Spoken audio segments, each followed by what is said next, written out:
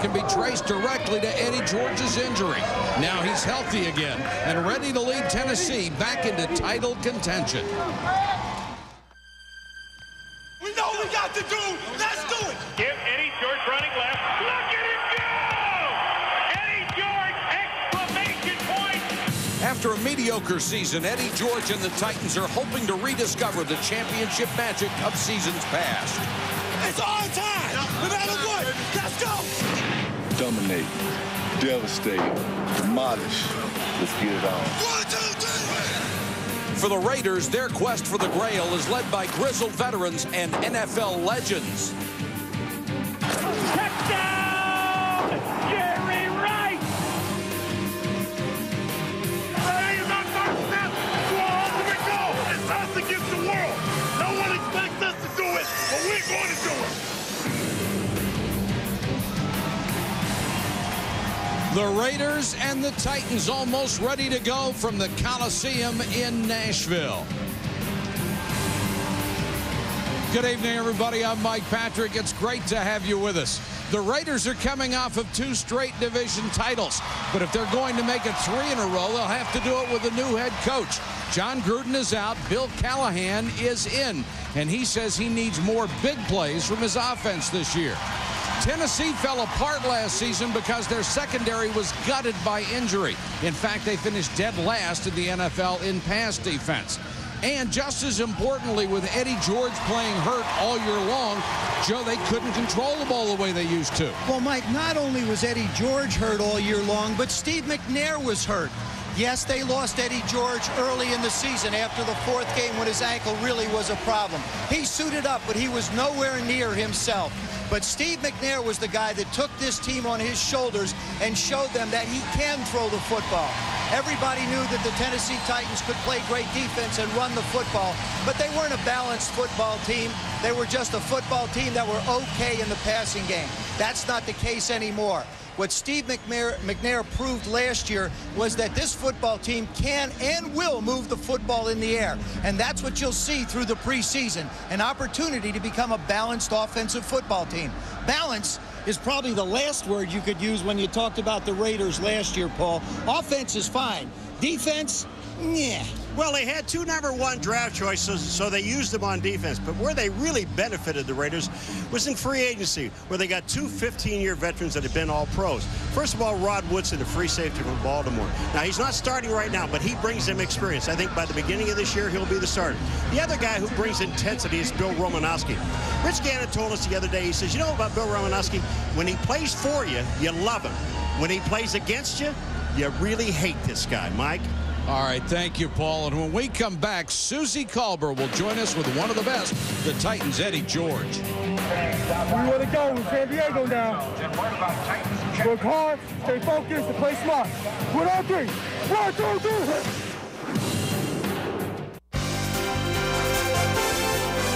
3. ESPN welcomes you to the following presentation of the National Football League.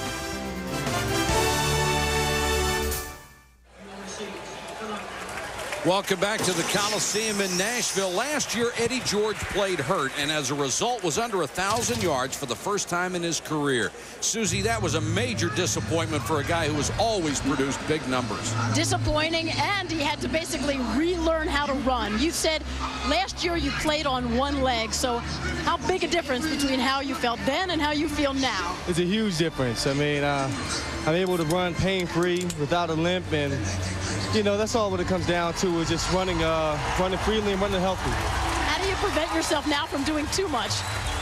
That's how I'm monitoring everything. You know, I've been getting a good amount of reps in, and, you know, the more the work I get, the better I like it. So I'm really excited about this year. Already a workout freak, but you spent the offseason working with Jerry Rice. What did you learn? I learned a lot from Jerry. You know, there isn't enough time to talk about how much I've learned from him. Just by watching him, not in words or conversation, but just by watching his work ethic and how he is as a person. 6 straight seasons of 300 or more carries. Only Walter Payton has done that. What drives you? To be the best. Thanks, Eddie. Mike? Very succinct. And Skycam is going to give us some great views of this game tonight. You'll see angles you won't see anywhere else. Got my toys back. Isn't that a great look? I still don't know how they do it. Well, you know, Mike, the little guy runs around on a parachute and just hangs over the field. There's a magician that holds that thing up.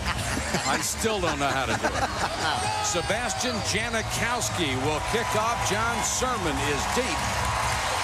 For the Tennessee Titans, they're on their feet at the Coliseum. John Sermon is somebody that Jeff Fisher, the head coach of the Titans, is in love with. They fake the pitch back to Sermon, taken by one of the up men and knocked down quickly as Greg Camella, the new fullback.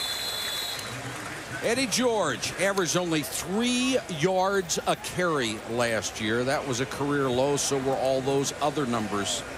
A lot of guys wouldn't have played in those circumstances, but he did. Well, it was on at one leg, and his ankle was bad. He had a bad toe. I still, Joe, after talking to him, I can't understand how he played. And started every game. McNair at quarterback, Camella in motion, and Eddie George the single setback. George straight ahead. And he bursts across the 40. Michael, let me say, isn't it just apropos? You talk about a guy, here's a guy that was injured. Susie interviews him before the game starts. The first play from scrimmage, watch this. And it starts with the blocking up front. But look at that hole. That's vintage Eddie George. Nice job by Brad Hopkins, the left tackle. Double teams with Zach Biller, creating a big hole on the backside. He just caved in that side of the defensive line. Watch the counter here. McNair had a tip at the line of scrimmage. It falls harmlessly. Steve McNair had a breakout season a year ago. Career highs in touchdowns, quarterback rating, 3,350 yards, also a career high. I always look at pass completion percentage also as a judge for a quarterback, especially when your running back is ailing and people know that you have to throw the football. They played a lot of games down to the wire as well, and it was on his shoulders. And they went downfield more than they ever had.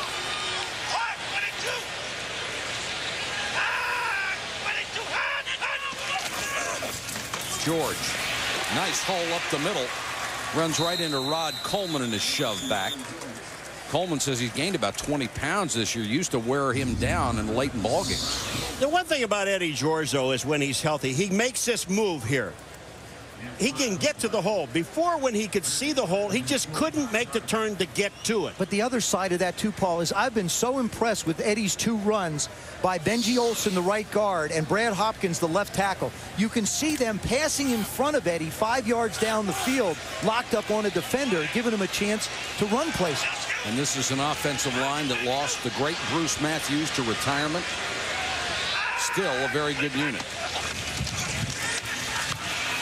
McNair under some pressure, throws out in the flat, and Mason has the first down and more. Steve McNair had his shoulder worked on in the offseason. He had a little spur. That was a problem in between the rotator cuff area. And you could see now that he has the freedom of motion. Dyson's going to come across over here as McNair drops back. You can see as the defense drops in, there's a zone to be able to get the football to. Derek Mason, number 85, just running away. Excellent job on the crossing route. Steve McNair has always thrown the ball well, but now he has total freedom in the shoulder. Mason a year ago over 1,000 yards, the first franchise receiver in over a decade to do that. Here comes the blitz. McNair hangs in there, throws incomplete. Catchable ball for Mason, couldn't hold on to it that time.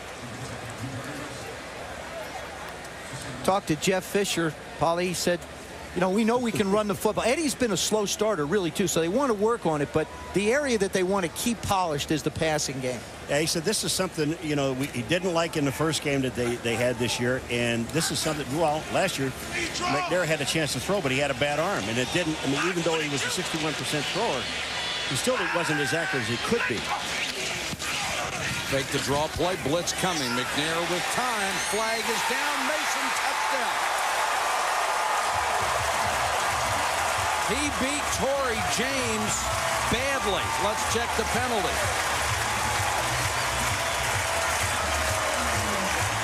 Dick Hantak, the longtime official. I guess his arm's all right. I guess it is. You know, the amazing thing about McNair was that when he said as soon as they operated on it. Holding. Defense. Number 20. Penalty is declined. Touchdown. McNair said as soon as they operated on his arm, it was fine. He said, I never felt so good. Look at this. Look at this throw. It is absolutely perfect. Keep in mind, Torrey James is filling in for the retired Eric Allen, and that's his job out there. And what he showed is that you can't let people get on top of you. James has started only 8 games in his regular season career. When he was drafted, they thought he'd be a star. It has never happened. Right now, he is in a battle to start at that corner. 7-0 early. Titans on top of the Raiders.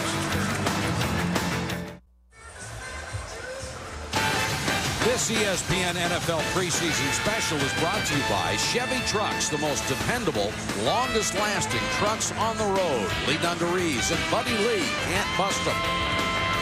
AT&T Wireless. Welcome to M-Life, AT&T Wireless. And Gatorade Thirst Quencher. Gatorade, is it in you? This is the new $37 million Country Music Hall of Fame and Museum. The tradition goes back to 1967 when the original Hall of Fame opened on Music Row. Joe Nedney to kick to Madre Hill and Larry Ned. Fumbled by Madre Hill. Still can't find it. Live ball. And Tennessee has it.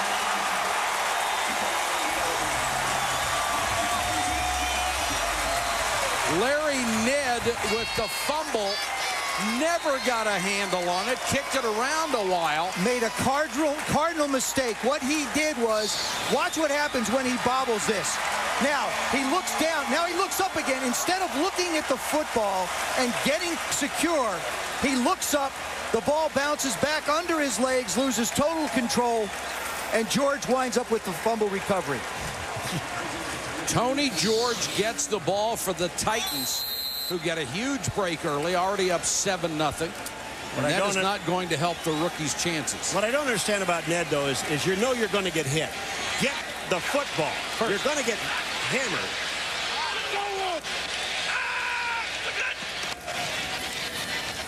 Reverse to Dyson. Cuts it back. 10-5, touchdown. Kevin Dyson, 11 yards, 1 play. Boy, I'll tell you what. This was some outstanding blocking because of one thing. Tony Bryant, number 94, read it perfectly. He's the defensive end. Look on the left side of your screen. Look at 94. He's in perfect position. He has no help to the inside. Just outstanding blocking. Eddie George got a great block. Remember, Tony Bryant is a defensive end. Kevin Dyson is a fleet-footed, quick receiver. Instant mismatch. Nedney for the point after.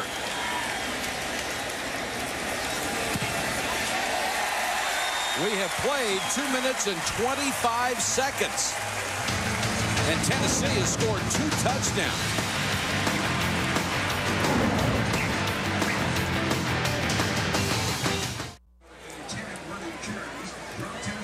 That's Ronald Curry, the rookie out of North Carolina. He replaces the rookie Larry Ned, who fumbled the last kickoff. And there is Ned now on the sideline. And what a heart-sick feeling that's got to be for a rookie who's trying to make a team on special teams. And you make a cardinal mistake at any level of football. You have to get your hands on the ball.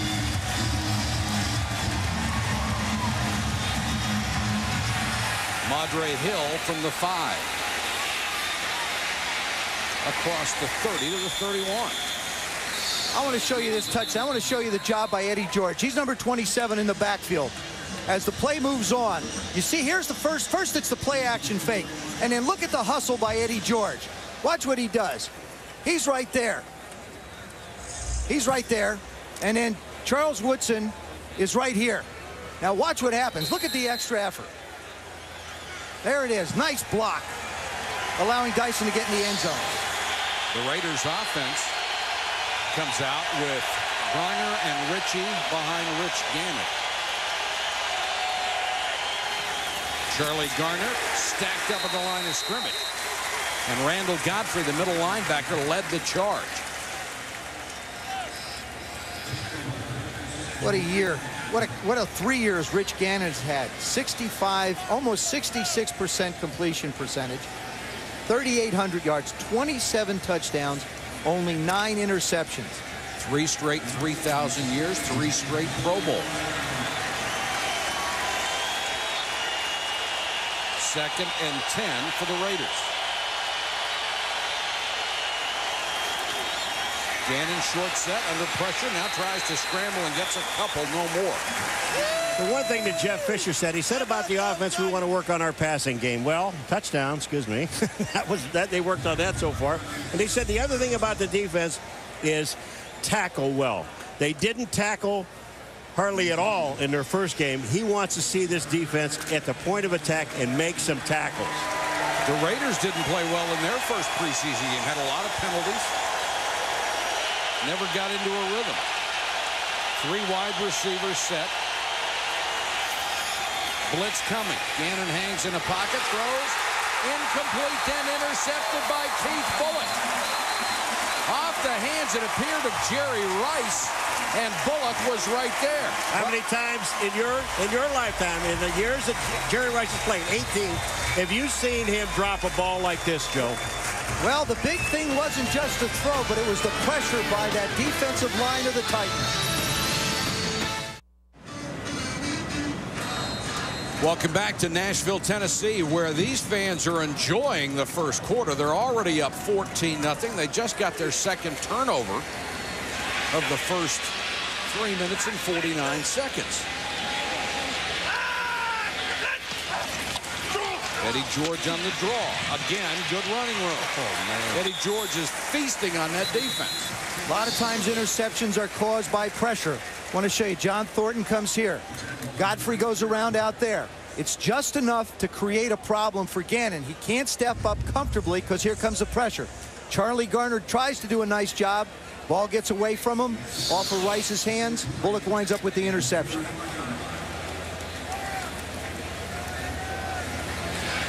Second and 3 after George gained 7 on first down.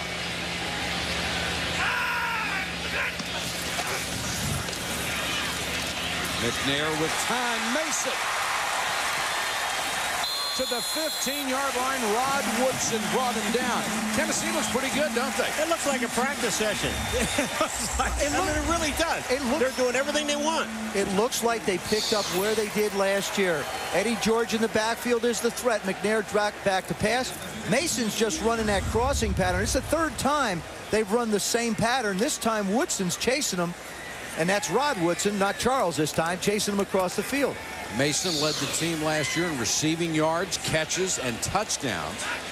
And those were all career highs for him. George, the single setback, this time on the toss. And the right side, not quite as good as the middle and the left have been for Eddie George. Let's check in with Susie. Mike, Eddie couldn't elaborate on what working with Jerry Rice meant to him, but he said the most significant thing were the unspoken things, watching and learning, just being in his presence, being in his home with his family, just watching Rice as a man. And it showed Eddie another level that he can reach. Jerry's been through all of it, the Super Bowl, Pro Bowls, Player of the Year, 14 records, and Eddie said just to be a part of it was an honor. His work ethic, Susie, certainly legendary, and it's got to rub off on anybody.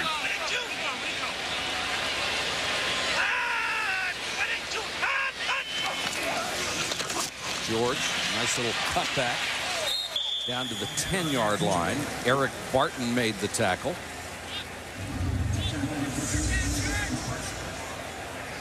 Even though he was hurt last year, he just kept playing game after game after game.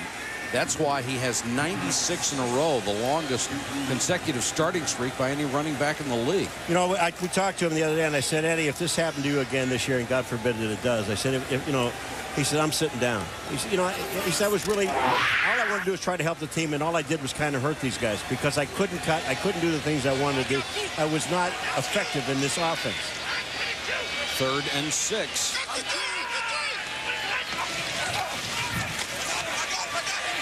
McNair with time, dumps it to George. Got away from Romanowski and got inside the 10, and then Romo got in on the tackle again. And when there's a scrum, you can always tell number 53 is in there. If there was ever a guy born to be a Raider, it's Romanowski, and he finally made it. Well, he and George were jawing at each other to play before this, and George had his helmet off, and I think Romo just ripped it off before on the play before, on the draw play. And here they go back again, and this time again, I guess it's against Romanowski. Here goes Eddie George. Look at this. 53 is Romanowski. Now, here's the play. It's over. Now, look at this.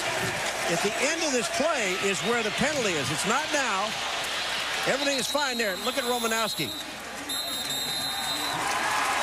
Grabbing at the face mask, and that's just stupid. It's one thing being an intense player. It's another committing a personal foul for no reason. Well, I don't think this was on Romanowski, though. I think it was on somebody. Eric Barton, number 50, the linebacker. I said it's stupid, not he's stupid. No, look at, here's the play before. You see where he drills him in the back of the head? Romanowski is number 53 and knocks his helmet off. This is what they were jawing about the play before. No quarter ass, none given by 53. Oh, no. But it's 1st and goal from the 4 after the personal foul.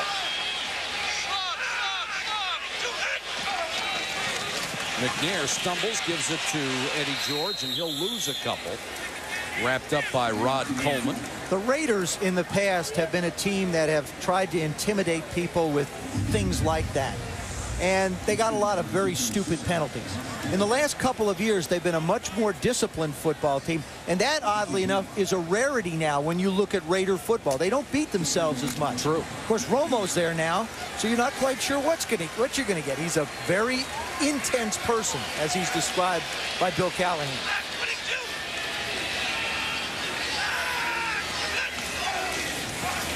Play action by McNair. And Camella couldn't hold it. Greg Camella, the new fullback, they picked him up as a free agent from the New York Giants. They like him because he catches so well, but not that time. Well, Paul, you talked about the additions that the Raiders made with Woodson and Romanowski. This, they feel like, is an excellent addition, and it really wasn't Greg's fault. It was Steve throwing behind him a little bit, but they feel like they'll get the blocking they had with Lorenzo Neal here in front of Eddie George, but they also feel like they'll get somebody who can catch the ball. Caught 39 last year for the Giants. 3rd and goal. George to the 1. Well, you know, here's a play that was 3rd down. It's a play they wouldn't even have called last year because Eddie George couldn't run, couldn't make the play. But here they are, 4th and 1, and they look like they're going after it. Oh, they're going to it. Jeff Fisher waved the field goal unit back to the sideline. They'll go with a couple of tight ends, Wycheck and Kinney. In the past, you know they'd run over Bruce Matthews. Now they've got to find somebody else or a combination up front that they believe in. Brad Hopkins.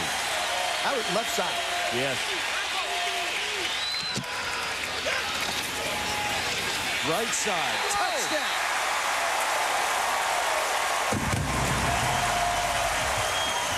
And they are just eating the Raiders for lunch.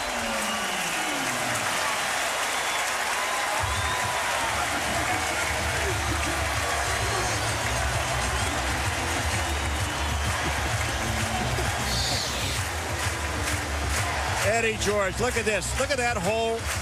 That's Benji Olsen again. You were talking about Fred Miller, the right tackle. They just go up and Camella gets an outstanding block right at the line of scrimmage. The stat of the night so far, the Raiders have run 3 plays. The Titans have 3 touchdowns. It's 21-0. 6:15 to go, first quarter. On Thursday night, September 5th, the NFL regular season begins right here on ESPN. We'll start with NFL Countdown, hosted by Chris Berman at 6:30. Then at 8:30, the San Francisco 49ers against the New York Giants. All part of Kickoff Weekend 2002 on ESPN.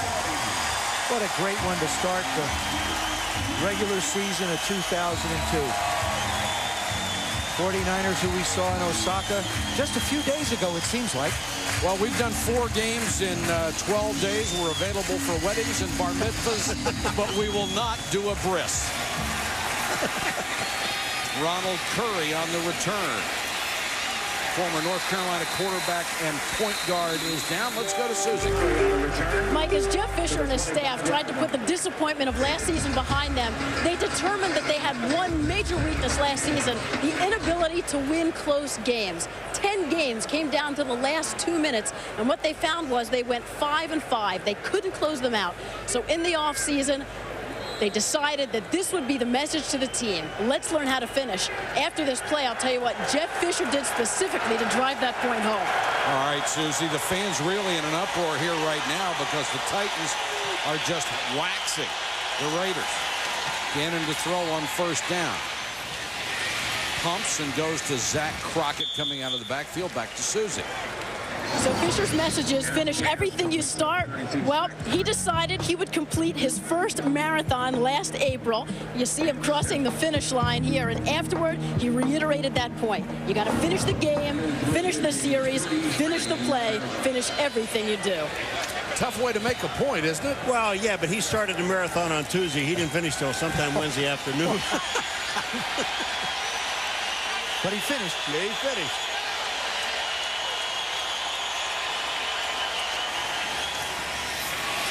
Garner on the toss, tries to cut it back. No running room. Donald Mitchell came up from the corner. Garner had only 839 yards a year ago. He'd been over 1,000 the previous 2 years. I love it when running backs shake their head, Joe, when they don't gain a yard. They come back up and they say, listen, I can't run if I can't get to the line of scrimmage. You got to take care of some people up front first. Then I can run. Sometimes you have to make somebody miss. Tyrone Wheatley just only had 88 carries last year. And now the Raiders are going to have to use a timeout on 3rd and 2. 4:54 to go first quarter. It's all Titans.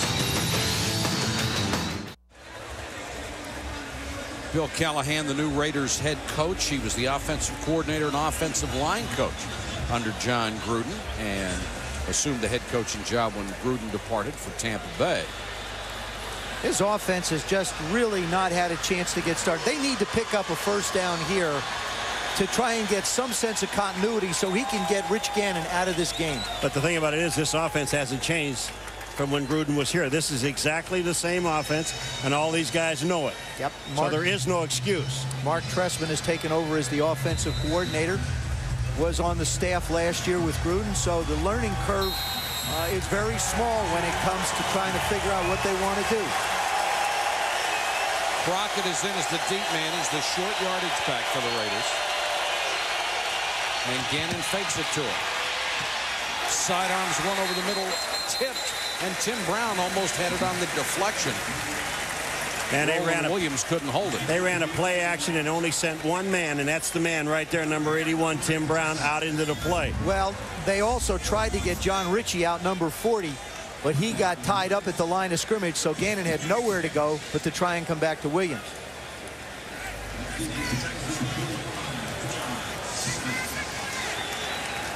Kevin Stemke, who kicked for the Rams a week ago, is on the punt because Shane Leckler is injured.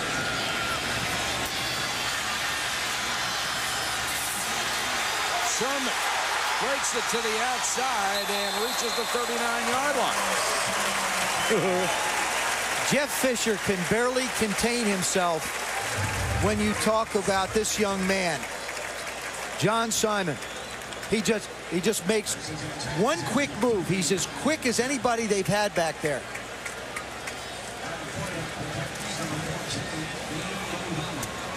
Neil O'Donnell is the new quarterback for the Tennessee Titans.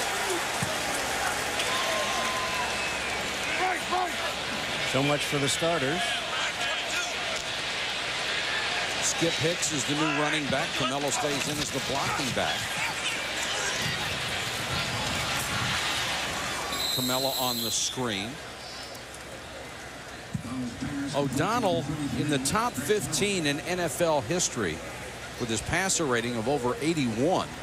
Made the Pro Bowl, as you see, in 92. And he has the best interception percentage of anybody who is playing in this game currently. Rarely throws interceptions. with the exception of that one Super Bowl, which was heartbreaking to him. Justin McCairns and Drew Bennett are in as wide receivers. Well, Raiders may have jumped. I'll tell you, Neil O'Donnell's funning with him. I mean, this is an experienced quarterback that gets a defensive line. Encroachment. Defense. Nose guard made contact. 5-yard penalty. Still second down.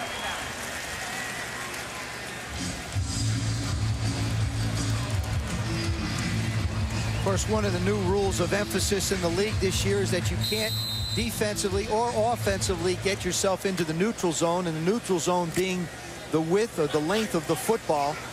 So you'll see the spaces between the offensive and defensive lines a lot more. You see the spaces in between them now. McCairns goes in motion. Skip Hicks, the veteran, chased down by Romanowski and then forced out of bounds as Torrey James comes up.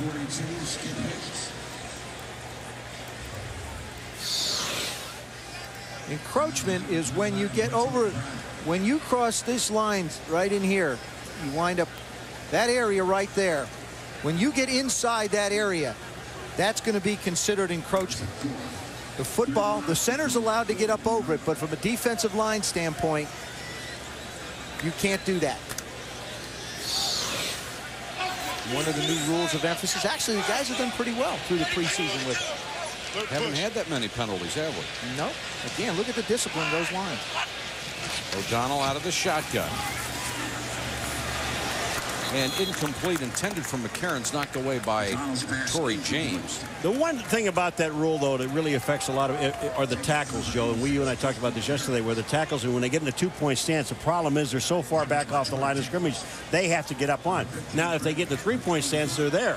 That's another rule of emphasis. They have to have their helmet up to intersect the guards. And what happens is the guards were coming back off, and you wound up with a V-type formation.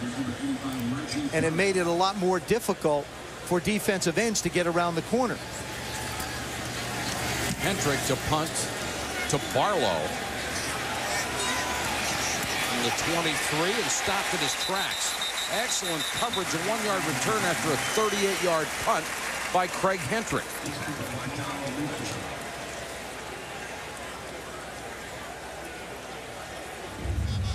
Well, obviously the offense isn't doing what they want. Saturday, join ABC in Philadelphia for the X Games. Moto X Freestyle, downhill BMX, vert and street skateboarding takes center stage. That's Saturday at 4 Eastern and Pacific on ABC. The reason I said that is because Rich Gannon is still in the ball game.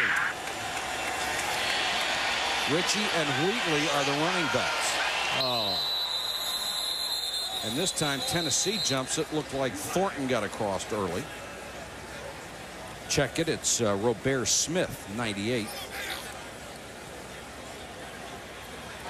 Encroachment. Defense. Number 98 made contact. 5-yard penalty. Still first down. You know, it's interesting talking to Fisher. He was telling his team when he came back this year, he said 56% of the penalties against their team a year ago, but he didn't tell them it was league-wide, that were pre- or post-snap penalties. 56% of their penalties. Rice and Brown are still the wide receivers. Gannon remains in the quarterback as the Raiders try to get anything started. Wheatley on the toss. And look at this defense swarm. They have shut down everything. Check in with Susie. She's with Steve McNair. Well, before we get to the amazing start by the Titans tonight, just give us an example of where you were at with your shoulder last season, what you couldn't do, what you can do, because it's amazing. Well, I couldn't move it around. All I could do is do it right there, but now I'm pretty able to move it any which way but loose. Obviously effective tonight. Take us through these first couple connections with Derek Mason. Well, we want to get off to a great start unlike last week. And Derek, I told him if he got bumped that he was going to get the football. He did a good job of separating. Do you believe that the air is finally back into this? We've joked about that for a long time, but it almost seems as if, yes, after coming off last season and the success, that maybe the air is back. I think so. I think they got a lot of confidence in me right now. It took me 8 years to get to this point, but I'm so happy that they give me the opportunity to throw the football. We could take a look at those plays to Derek Mason. The rhythm with your receivers, it just seems to be really on. and so early? Well, it was so early. We worked hard all week to get the rhythm down, and Derek did a great job of coming across, and all they had to do was just put the ball there. They did a good job of running after the catch, and that's the chemistry we've been having since minicamp. As many quarterbacks have, you've been through so many highs and lows. How do you deal with things now emotionally? Well, I just try to stay positive of what I do, and each week I just take a different approach to it. I don't try to reminisce on what I did last week. I just go into the week different and with an open mind. Thanks for the time. Great start. Thank you.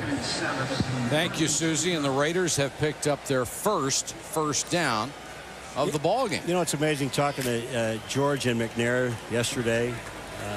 It just, Joe, he's sitting there talking. They're so happy. They're 100%. They're healthy. They're 100%.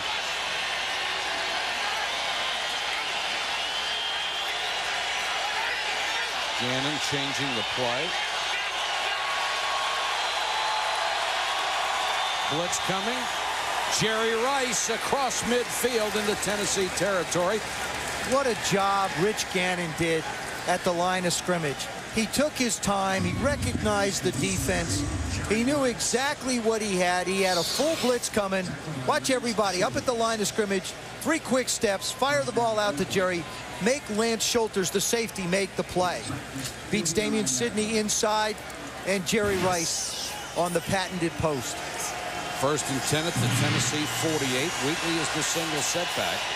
Rice and Brown to the far side. Jerry Porter, the 3rd wide receiver, to the near side. Porter wrapped up immediately by Damon Sidney, who got a free ride out of that one. That's the end of the first quarter. It has been all Titans. They lead the Raiders 21-0. In the first quarter, Tennessee got off to a great start. Steve McNair to Kevin Dyson for the touchdown, and then following a turnover, Eddie George gets his first score. They added another one, and they're up 21-0 as we start the second 15 minutes of play. But for the Raiders, good news. They've managed to put 3 first downs together.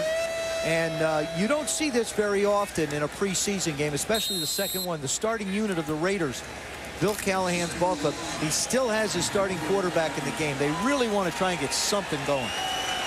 Like to take everybody out on a positive note.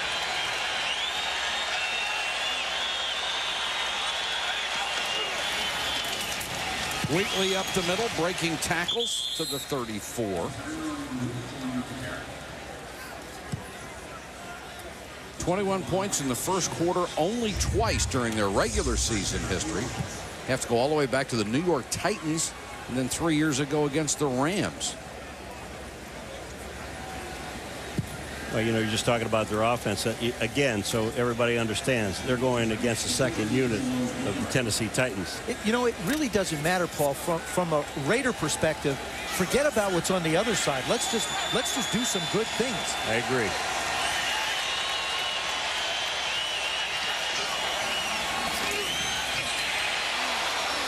And around Reggie Barlow, there's a flag down. Now another one. Could be a face mask. Dick Hantak will sort it out for us.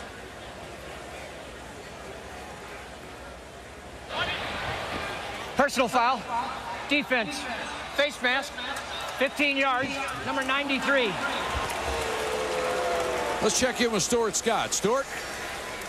Like the other preseason games, Saints-Dolphins, closing seconds of the second quarter. Saints up 17-zip until Ray Lucas finds Randy McMichael, 24-yard touchdown. They're in the third quarter now. Mike, back to you. And Stuart, that's that tight end that they have such high hopes for. We only saw him a few days ago. Yes, we did. Randy McMichael is a guy they're counting. Norv Turner, the offensive coordinator in Miami, they really like him. They think he adds an awful lot of offense and pass catching ability. You saw his leaping ability on that.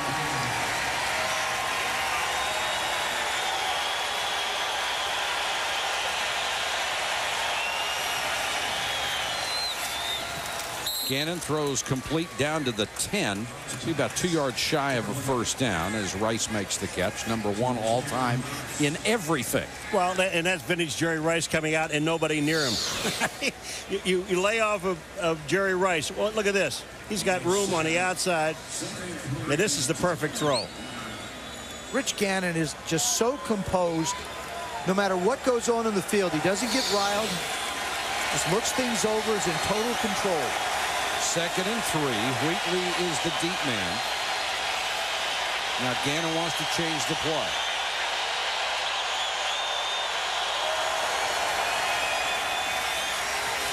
Gannon intended for Rice. He was covered well by Andre Dyson that time. Some of these numbers look like misprints. 1,364 catches, over 20,000 yards, 185 touchdowns.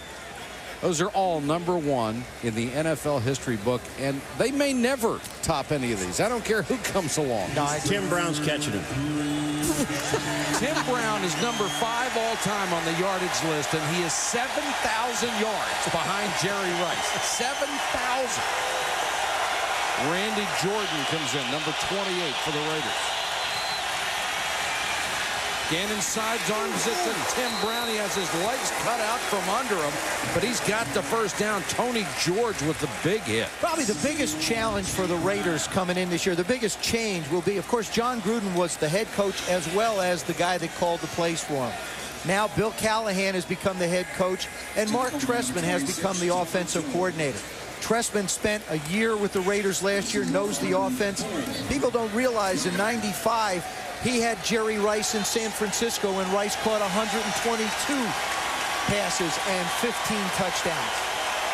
1st and goal.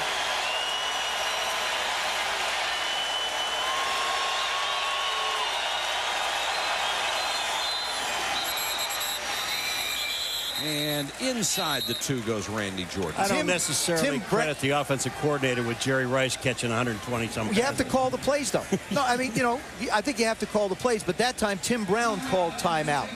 So that play was not run. We've got 12:16 to go first half. 21-0 Titans. I got you. The guy got you. Come on.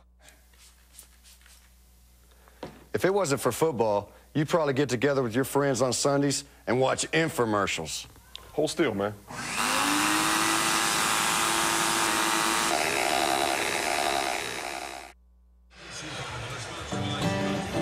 This ESPN NFL preseason special is brought to you by Best Buy. For the latest technology, turn on the fun at Best Buy. Mike's Hard Lemonade. Make it Mike's. Lemon clear malt beverage with other natural flavors. And by K-Swiss. This is the Gruen Guitar Shop. It's been a popular spot for guitar players since 1970. Prices anywhere between $200 and $40,000. Give me one of those $200 ones. 1st and goal. Gannon hit as he throws incomplete. Pressure coming from Keith Bullock. Well, I'll tell you, here's a situation where a quarterback can really get hurt. Watch Gannon when he's getting ready to throw. Here comes Bullock around. Boy, he gets whacked. I'll tell you what, look at this. He hits him in the head with his hand. That Sure should did. be a penalty. Yep. There's a head slap to the quarterback, and it should have been called.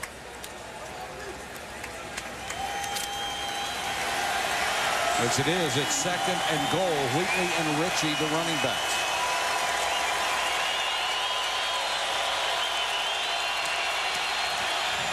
Tyrone Wheatley straight up the middle, touchdown. We talked about the job that the Tennessee Titan offensive line did up the middle.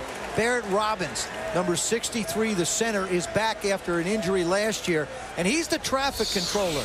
And watch where they run. Right up the middle. Nice job by Frank Middleton, the left guard, as well. Big room up the middle. Boy, Middleton just buried somebody. Whoops. And Wheatley, coming back from injuries a year ago, only had 58 carries all last year. Janikowski for the point after. And the Raiders finally get on the board. Let's check in with Susie. She has Eddie George. Eddie, impressive start. We're going to have you do some play-by-play. You got off to a great start on the ground. Take us through just what was going on out there. Well, let's see. First, this is basically the first play of the game, and the offensive line did a great job of pressing the hole. And right here at the lead draw, once again, the offensive line got a great push. And here, wasn't very high on the ups. We got camp legs right now, so that's about it. I mean, the offensive line did a good job of coming off the ball, and I just went through my reach.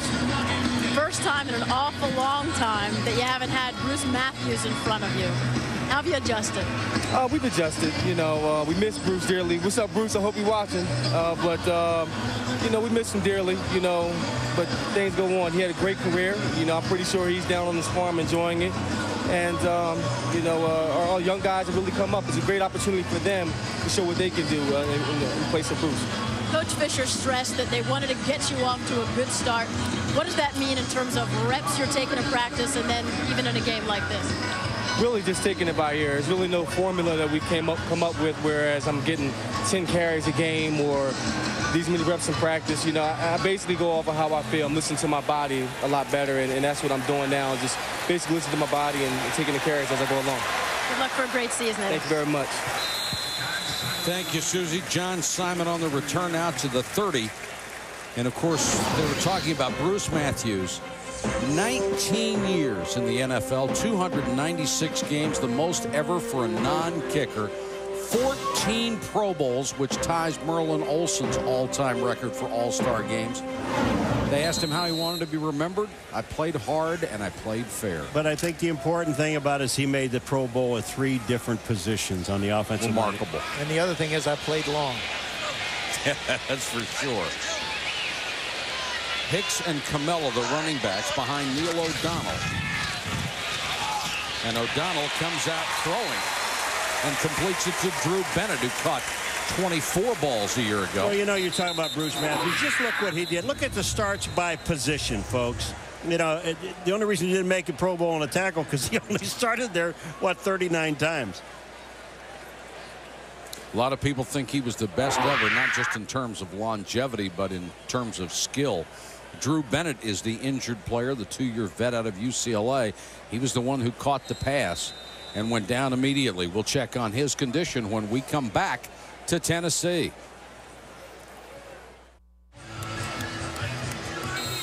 The Raiders get on the board here in the second quarter. They still trail the Titans 21-7, who have it at their own 47-yard line. And Bennett able to get up and leave the field under his own power. Eddie Berlin, number 82, in his spot at wide receiver.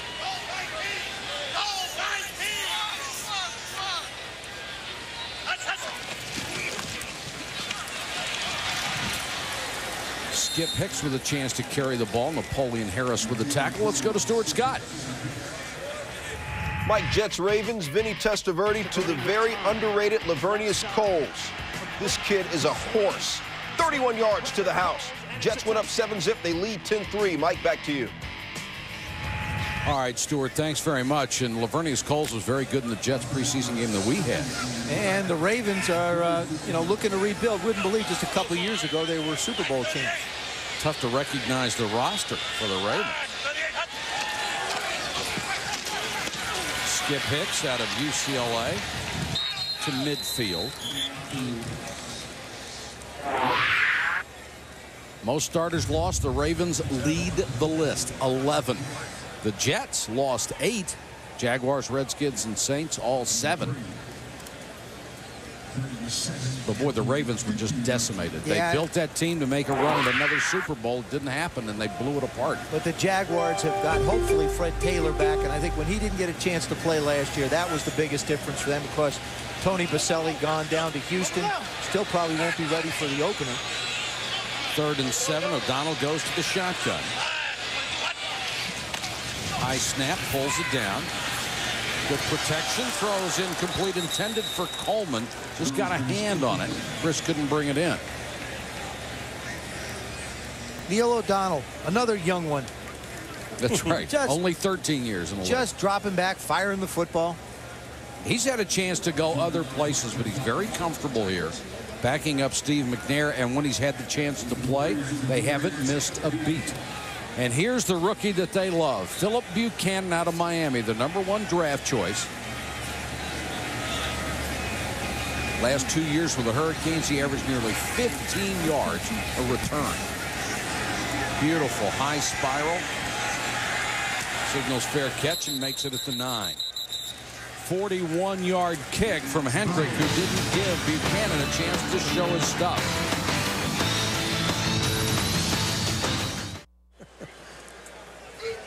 On Thursday night, September 5th, ESPN has the honor of opening the NFL regular season. We'll start with NFL Countdown with Chris Berman at 6:30. Then at 8:30, the Giants and the 49ers, all part of Kickoff Weekend 2002 on ESPN. Garcia and Kerry Collins. Marcus Tuiasosopo is the new Raider quarterback, the former University of Washington star. Randy Jordan, Zach Crockett are his running backs. He wants to throw under pressure. Sacked from behind, Carlos Hall out of Arkansas. Carlos Hall last week had 3 sacks in the game. There's 4 in 2 preseason games, and they still have more than half a game to go. Number 97. Look at this guy get around the outside. Rookie on rookie. Langston Walker, their 2nd-round pick out of Cal, is a guy a lot of people thought didn't deserve to go that high. Well, they know he's going to be a project. That time he was beaten badly, and Hall is playing because Javon Curse is nursing an elbow injury. Tuiasosopo out in the flat to Jordan. Jordan across the 10 out near the 15. Let's go to Susie with Rich Gannon. Well, I guess there's really no nice way to put it. A rough start. Why don't you give us some insight into what was going wrong? Well, we got to start better. It's the 2nd week in a row. We've had mistakes. We've had penalties. We've had some miscommunication. We need to get cleaned up and start better, especially on the road. We hear a lot about trying to get back to the running game under Bill Callahan, but yet you want to be more explosive. So what offense do we expect to see? Well, we're going to be, I think we'll be more balanced and hopefully a little bit more efficient than we were even a year ago. That's our goal, and hopefully we can accomplish that. Rich, I think it's well documented just how close you and John Gruden are. What do you miss the most about him not being with the Raiders? Oh, he's a pretty animated guy, and, you know, he's very much a part of my success and our success the last couple of years, and probably wish him well. And the one thing we know in this business, change is constant, and people move on, and we have to move on as well, and I think we will. The numbers are remarkable, just how close for Jerry Rice and Tim Brown last season. Now, how many times do we hear Porter's name mixed into that? Jerry's really come on. He's really kind of established himself as a kind of a go-to guy. He really came on the last part of the season last year, and he's had a great camp. So hopefully there'll be enough balls to go around for all 3 of them. Rich, thanks. Thanks, Susie. And Susie, Jerry Porter is the guy that they are looking to make some of those big plays. Very athletic wide receiver, but inexperienced. Been the MVP of the Pro Bowl the last couple years. Get voted the best of the best. John Simon will drop deep to wait on the punt. Look out, folks. Kevin Stemke, the lefty.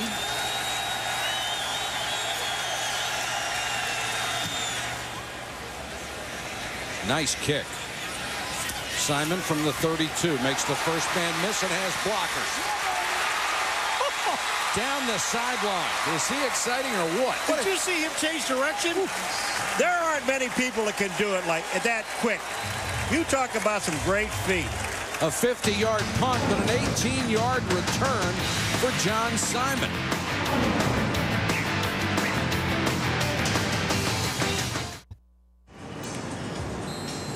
It's the Bell South building here in Nashville, which people swear looks like Batman's face. The city also has 2 nicknames: Music City, of course, you know that, and Athens of the South for the South for the dedication to fine arts.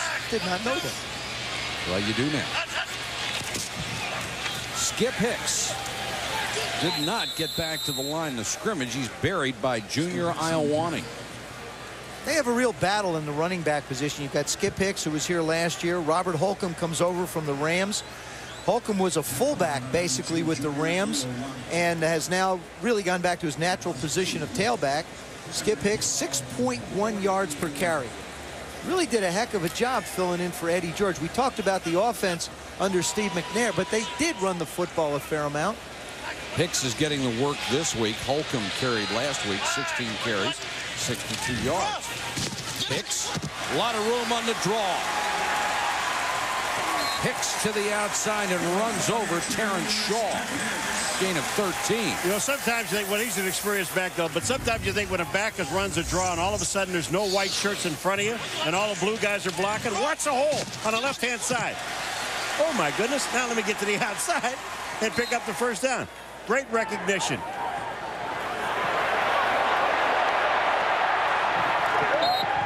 A little speed. Got it. Another first down for Tennessee. They're at the Raiders' 38.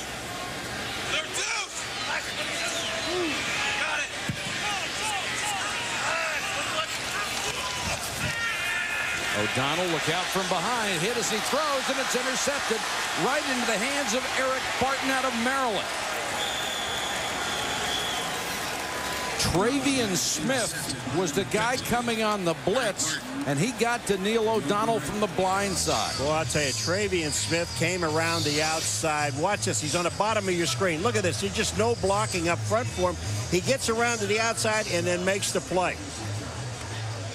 Adam Hayer gives him just a little push, and Travian Smith turns the corner. I don't think these defensive tackles quite realize in preseason just how fast these linebackers are when they turn the corner. I think the quarterbacks are going to tell them. So the Raiders, after committing a couple of turnovers, get one back and start from the 46. Tuiasosopo throws over the middle.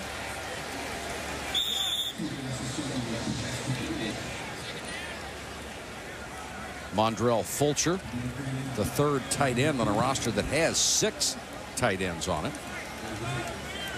One interception every 47.7 passes. That's remarkable. Yeah, that kind of an interception, when you look at it, not his fault. No, I mean, there's nothing you can do. You stand there trying to do your job and get knocked down when the ball's coming out.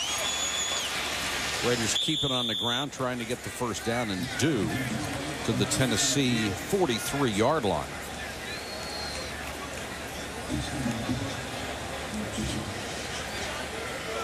I guess this is a point in the game when you have the second units and both of them in there. There's some guys who are trying to make the football team, obviously. But one of the things that offensively and defensively you're doing is kind of go, especially defensively, go to your basics and just see who can play football and knows how to line up and take on a blocker. Porter's the man in motion. Tuiasosopo with the fake. Then comes back underneath to Fulcher, and he couldn't hold the ball.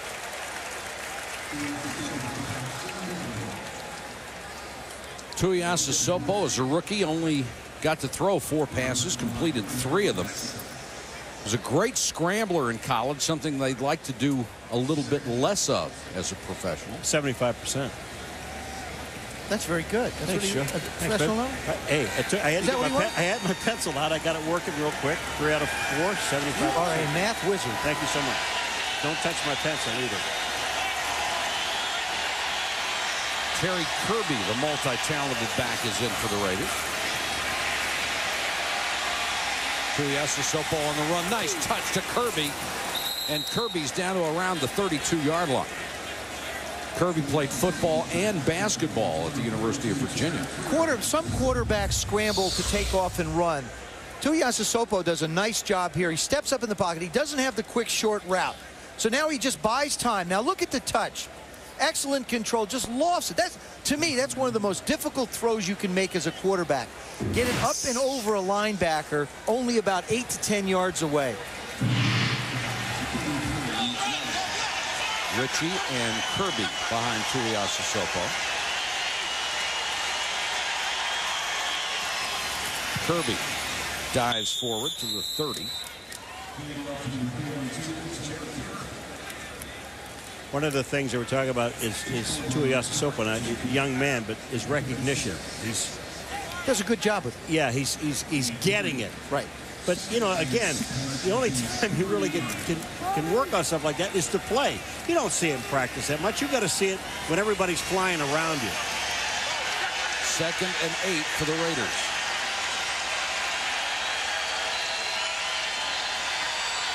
And now Tuiasosopo will change the play.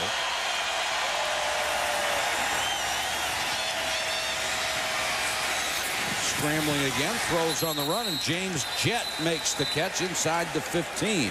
The speedster came back on that one.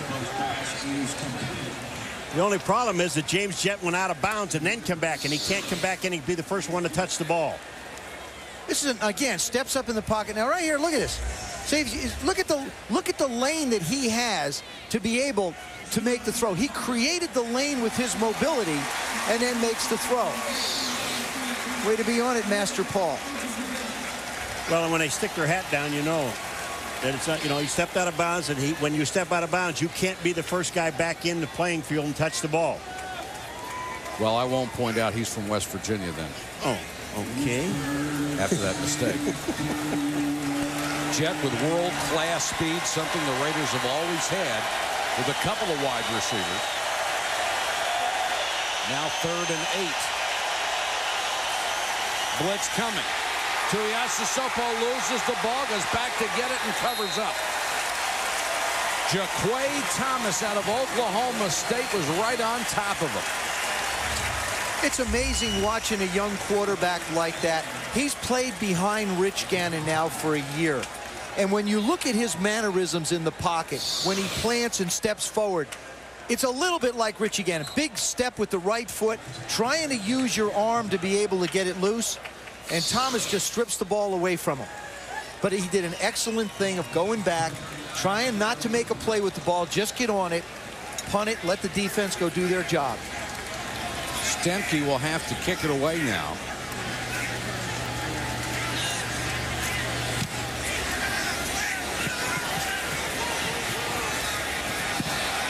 And they let it bounce, signaled for a fair catch, but didn't get it. The ball rolls down to the 10. Raphael Cooper was back as the deep man. He came up on it, then decided against making the catch. Well, John Ritchie runs into him, I believe, number 40, but the question is, was Ritchie being blocked in? Dick Hantak will sort it out. You got to give the return guy a chance to fair catch the ball, but if you're being blocked into him.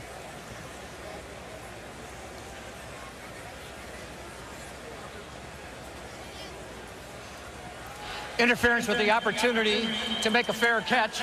Defense number 40, 15 yards, first down. John Ritchie.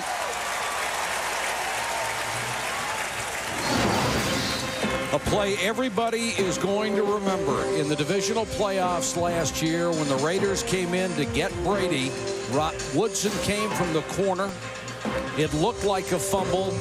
They ruled because of the tuck rule, and it was rightly called that it was an incomplete pass, and that enabled New England to go on and win that ball game. As much as the Raider fans hate the rule, it is a rule and was correctly applied. And also, that rule will be in effect again this year. It has not been changed. And we will have Rod Woodson with Susie right after this, or Charles Woodson right after this play. Skip Hicks trying to get around the corner. Let's go down to Susie. Well, 8 months after that play takes place and you were front and center of, has your perspective changed at all? No, it hasn't changed at all. But, you know, it's a new season, so we're just trying to concentrate on that. Well, during training camp, the NFL officiating crew came to talk to you guys just about rules changes. How did you make a statement? Well, we got up, the team. As a team, we got up and walked up out of that meeting just to let them know we didn't appreciate that call. Do you use any of that as motivation? It's definitely motivation. You know what I'm saying? We're in that position again. We just want to make sure we go out there and win the game instead of leaving it in the officials' hands. What's been the impact of having another Woodson out here, having Rod? It's been good for us. Positive impact on the team. And we're just looking for him to get out there and make plays for us. Charles, thanks. All right. Mike? Charles Woodson, a brilliant defensive back. He has gone to the Pro Bowl each of his first 4 years. A remarkable achievement. Only 2 other guys.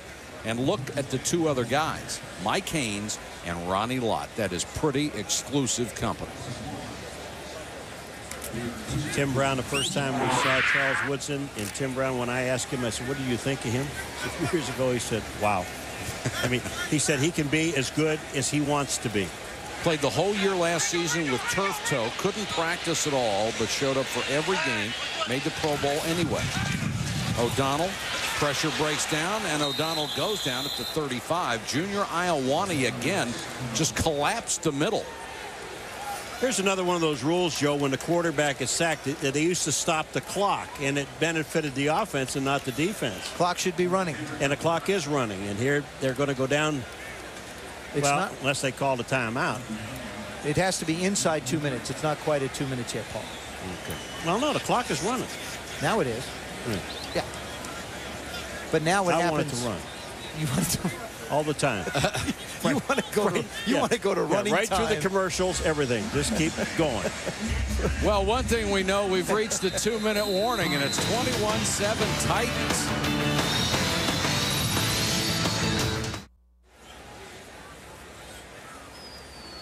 Coming up at the half, the Core's original halftime show with Stuart Scott, NFL preseason action. PGA's first round, Tigers in it, and Sammy goes deep again, coming up on the Core's original halftime show. Jim Furyk looked good today, playing well. I'm picking Davis Love to win it. You are? Yes. Well, everybody's going to have to write that down. I still like the Tiger. What? I think he played the first round today. I think he managed his way around the course very well, and he's positioned where he wants to be. Philip Buchanan waits at the 20 for the punt of Craig Hendrick. Guy's a heck of a kicker. Buchanan driven back to the 18. Great speed, trying to get to the corner. He does, reverses his field again. Buchanan still on his feet across the 35 to the 38. 19 yards on the return. I just get the feeling that, you know, he probably isn't going to start at a corner because he's playing behind Charles Woodson and Torrey James. But the fact of the matter is that he can make a contribution on the kick return team. Average almost 15 yards. Look at the speed to get to the corner. Now, his vision is such that he can look all the way back across the field and almost finds a little alley to get up the field. He's also going to see his share of action in the nickel this year. Tuiasosopo to throw on first down and goes to his tight end up to about the 44-yard line. Catch made by Jeremy Brigham. Clock is running 1:34 and counting here in the half. Tight ends caught almost, well, they caught 45 balls last year for the Raiders. Tuiasosopo steps up and throws. That one intended for Matthew Hatchett, former Minnesota Viking, and it's incomplete. Intended number 17, Matthew Hatchett.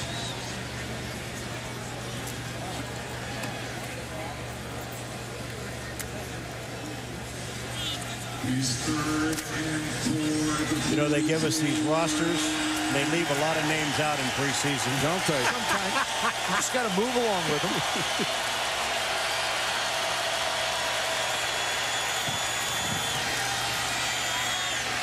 Tuiasosopo, nice strike to Porter. Porter with a stiff arm inside the 30, breaks away inside the 20. Jerry Porter is a strong young man, 6'2", 220. That's a gain of 37. From West Virginia. Thank you. Look, this is the strength of Jerry Porter. I really believe that Jerry Porter is going to be a big key to the success that this Raider offense can have. Everybody talks about the way he's approached this year as a professional. He's working hard, coming out, studying hard. He's got two great mentors in Tim Brown and Jerry Rice. And I really believe he can be like a Sterling Sharp. He can be like an Eric Moulds. He has those physical tools. And he was primarily a safety in college because they were loaded with wide receivers at the time.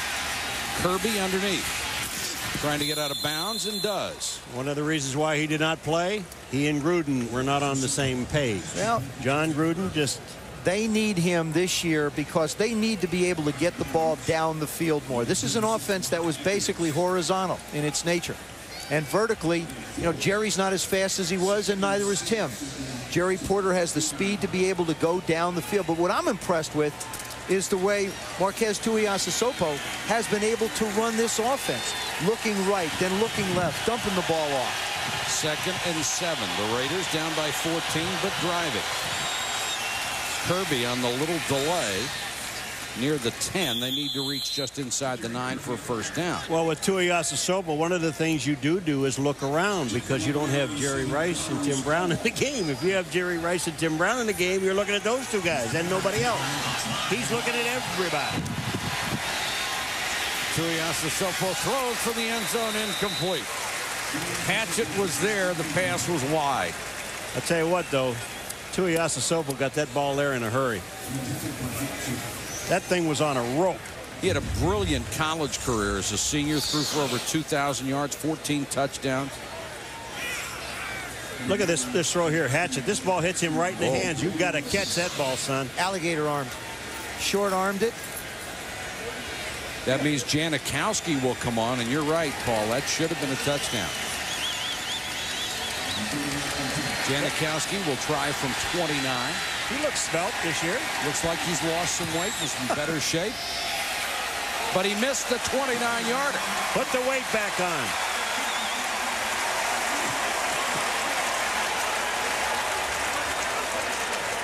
And a wry smile from Bill Callahan, who sees a reliable weapon go awry. About 4 years ago, when John Gruden took over this ball club, they lost a lot of games by 3 points or less, and they felt like they had to go out and find a kicker to be able to get them to the next level. Sebastian Janikowski came out his rookie year, had a pretty good year, but he hasn't really been that stabilizing difference maker for them that they had hoped. And this has got to be a season where I think he's going to have to prove himself, because one thing you can guarantee, besides change in this business, kickers move around a lot. Oh, don't they ever. Except for punters. Raiders last year lost 6 regular season games, 8 or fewer points. Now, kickers are so critical.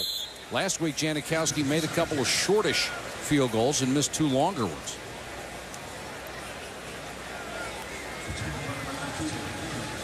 Janikowski out of Florida State has had some off-the-field problems even during his college career. But there's no question how talented he is. Another thing he's got to learn how to do is chew gum. Doesn't do it very well. Practice. Eddie George. Big first half for Tennessee. They scored early and often to lead at 21-7. Let's go to Susie with Jeff Fisher. Quite an improvement from your first preseason game. How pleased were you with Steve McNair's performance? Well, you know, I was pleased overall with the entire club for the start. We, you know, Steve did a good job. He was 0 for 9 last week. He comes back, he hits Mason on a first third down conversion, and then puts a great ball up for Mason for the first touchdown play. So, you know, it's completely different. It's a different football team that we had last week out here. So, you know, Eddie got back in the swing of things, and, you know, defense we're not tackling as well as I'd like, but now we're going to look at some young people and see what we got. Thanks, Jeff. Thank you. All right, Susie, thanks very much. Our score here in Nashville, 21-7 Titans. Now let's join Stuart Scott for the Coors original halftime show. Thanks, guys. We'll get back out to you after halftime. Titans lead the Raiders 21-7. Welcome to the Coors original halftime show. Stuart Scott with you. We got baseball highlights and PGA highlights coming up. But first, some football. The last time the Miami Dolphins had a running back with 2 straight 1,000-yard seasons was Larry Zonka 2 decades ago. Not to put any pressure on Ricky Williams, but after 2 straight years cracking a G-note with the Saints, Ricky Williams has gone to South Florida to do work. Preseason action tonight, Ricky against his old team. Dolphins and Saints. First quarter, 3rd and 5, 3-zip Saints. Ricky, handoff up the middle. He and his dreads and his helmet. First down, 8 carries, 17 yards. Second quarter, Dolphins punting on 4th down. Fred McCaffrey blocked it. Sammy Knight picked it up and took it to the house. After the extra point, the Saints up 10-zip. They've had a great defense and special teams for years. Second quarter, Ray Lewis, shotgun formation. Hits Randy McMichael. McMichael soars from 5 yards out into the end zone. Point after good. Saints led it the break 17-7. Right now they're in the 4th quarter. Saints leading it 24-7 and coasting. Deuce McAllister, 11 carries, 42 yards. Jay Fiedler went 9 of 18, 83 yards, but he had 3 interceptions, which is probably why the Saints lead 24-7. Elsewhere, Jets and Ravens first quarter, no score. Jets 2nd and 3. Vinny Testaverde with a radar lock on Lavernius Coles. Coles is one of the most underrated wideouts in the game. The kid is a horse. He led the Jets with 59 catches last year. Jets up 7-zip after the point after. Late first, Testaverde finds Wayne Chrebet. Chrebet 2nd on the Jets last year with 56 catches. That made it 10-3 Jets. Right now at the break, the Jets lead the Ravens 13-3. Curtis, as Boomer would say, my favorite Martin. 4 carries, 30 yards. Jamal Lewis, his first action since the Super Bowl in 2001. Remember, he tore up his knee in training camp last year. First time he's had contact even this training camp. 4 carries, 24 yards. Some other news from training camp. The Bears quarterbacks Chris Chandler, Jim Miller, combined 38 years old. How do those old guys stay healthy? Mr. Miller, talk to me, brother. What up? People are going to put labels on it. Oh, yeah, he's injury prone. He's this, he's that. You know, every injury I've had have been very serious. These aren't things that, you know, that have been a consistent thing. You know, when you snap your Achilles and you separate your shoulder, they're just 2 bad hits. You know, there are things that happen in the game. But, you know, obviously I want to stay healthy. I want to have a great year for this team, and that's what it's about. I just want to, you know, win football games. Off to Houston, Texas, where they've put together a great coaching staff, scouting staff, and players. The ribbon-cutting ceremony took place to officially open Reliance Stadium. Owner Bob McNair on hand for the festivities. Anytime you own a brand-new team, you're happy. Guess who's retiring? 39-year-old Randall Cunningham will retire as an Eagle. Philadelphia will hold retirement ceremonies next Friday before a preseason game. Cunningham, the all-time record for rushing yards by a quarterback, 4,928. When you hit your knees tonight, send one up for the Rote family. Kyle Rote Sr., the #1 pick of the New York Giants back in 1951, passed away last night. He was one of the most popular Giant players ever. He was also the first president of the NFL Players Association. He died from cardiopulmonary complications after emergency surgery last week. Kyle Rote Sr. dead at the age of 74.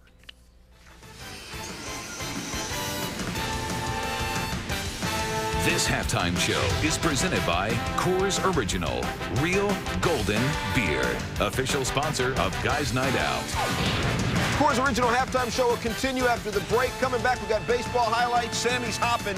So what does that tell you?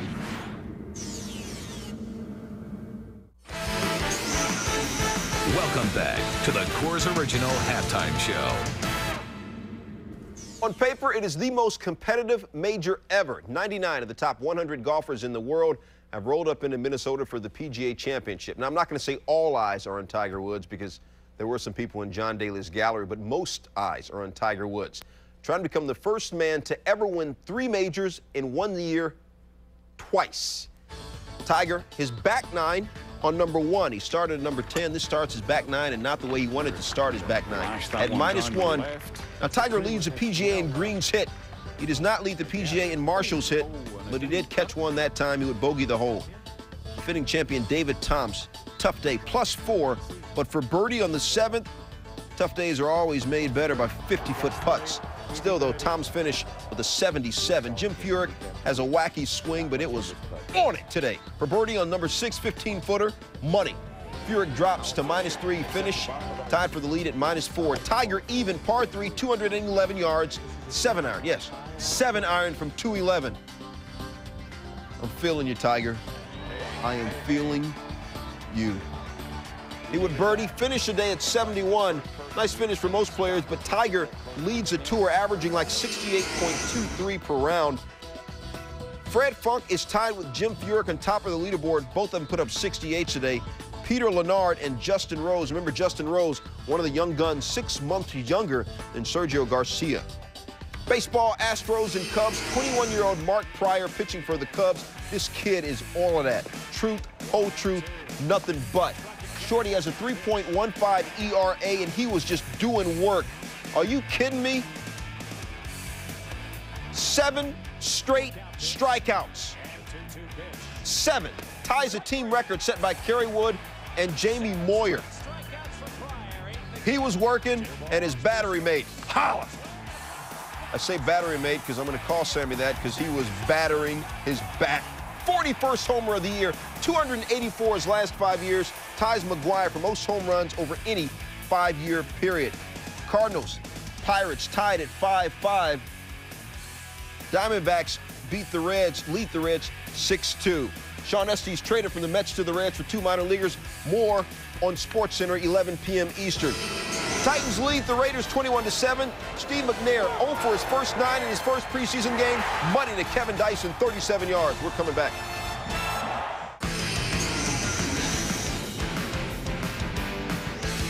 This halftime show is presented by Coors Original, Real Golden Beer, official sponsor of Guys Night Out.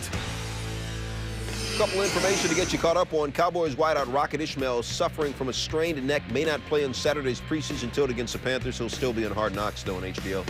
Troubled free agent winger Theo Fleury, 2-year deal with the Blackhawks on Thursday, averaged 67 points, but battled substance abuse and personal problems in 3 seasons with the Rangers. Reports are his deal's worth $8 million, and the Little League team from Harlem, New York, accused of residency violations, will be allowed to play, Little League officials said. Tournament officials said this evening the decision comes after the team provided documents that show its players did pass all eligibility requirements. It's 21-7. Titans lead the Raiders, coming back for the second half.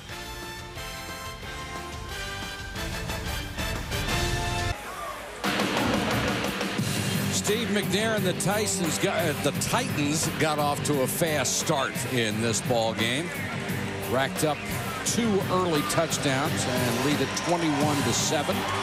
We are at the Coliseum in Nashville, Tennessee. The Titans 7-9 a year ago, but they're healthy now. And Paul, it looks like it's going to be back near the top, at least for them. You got to really like what they did. The turnovers, they converted 21 points, just like that. But they really have not done much since then. But I like the fact that they got the ball and put it in the end zone right away. For the Raiders, I think they struggled in their first preseason game against the Cowboys. They've struggled here early. It's something that they have got to get out of the way. Rich Gannon talked about better communication, better execution. Those are all the things that the Raiders need to work on, and that's why we have preseason football games, to be able to practice those specific things. All right, almost ready for the second half kickoff. First, let's check in with Susie.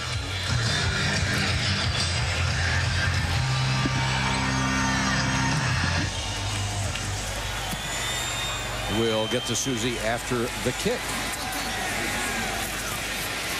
Ronald Curry on the return. Hit the ground, lost the ball. Let's see if they rule him down. No signal as yet. He was down. Tennessee still signaling that they have the ball.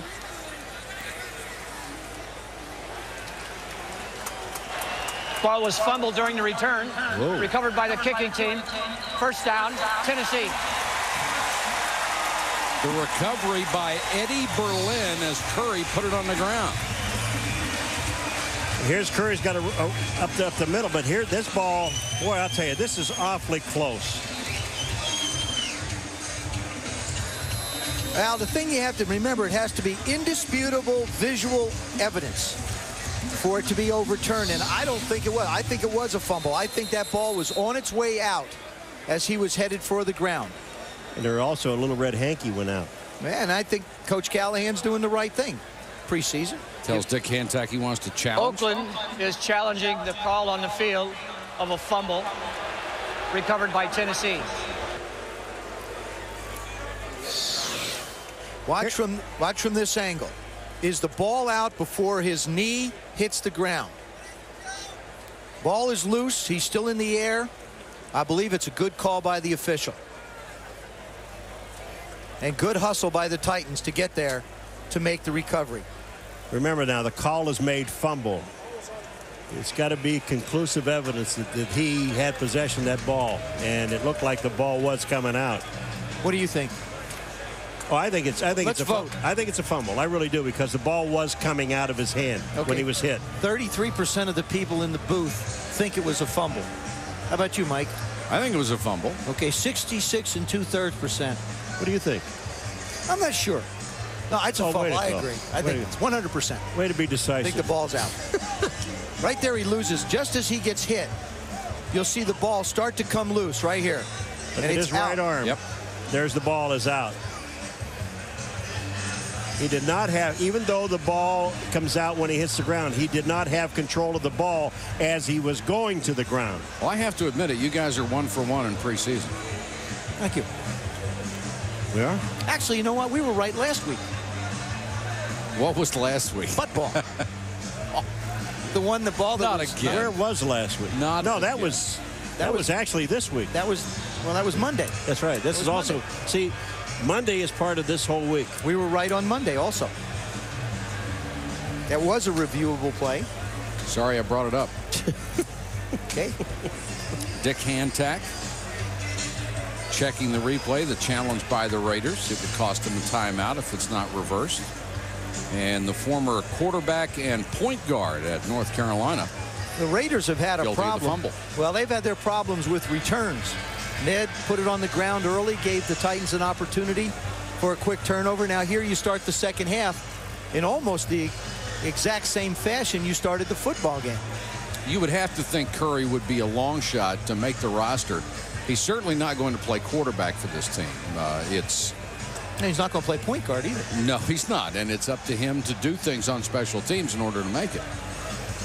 I was talking to Mr. Davis before the ball game down on the field, and he said, we're looking for a guy. We're looking for somebody to come here and help our special teams to be able to get better and better.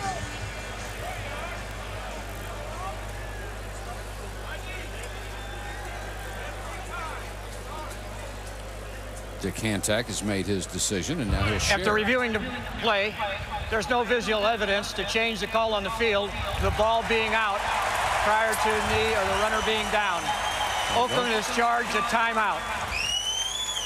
And another Raider turnover to the displeasure of Al Davis. That's 3 on the night.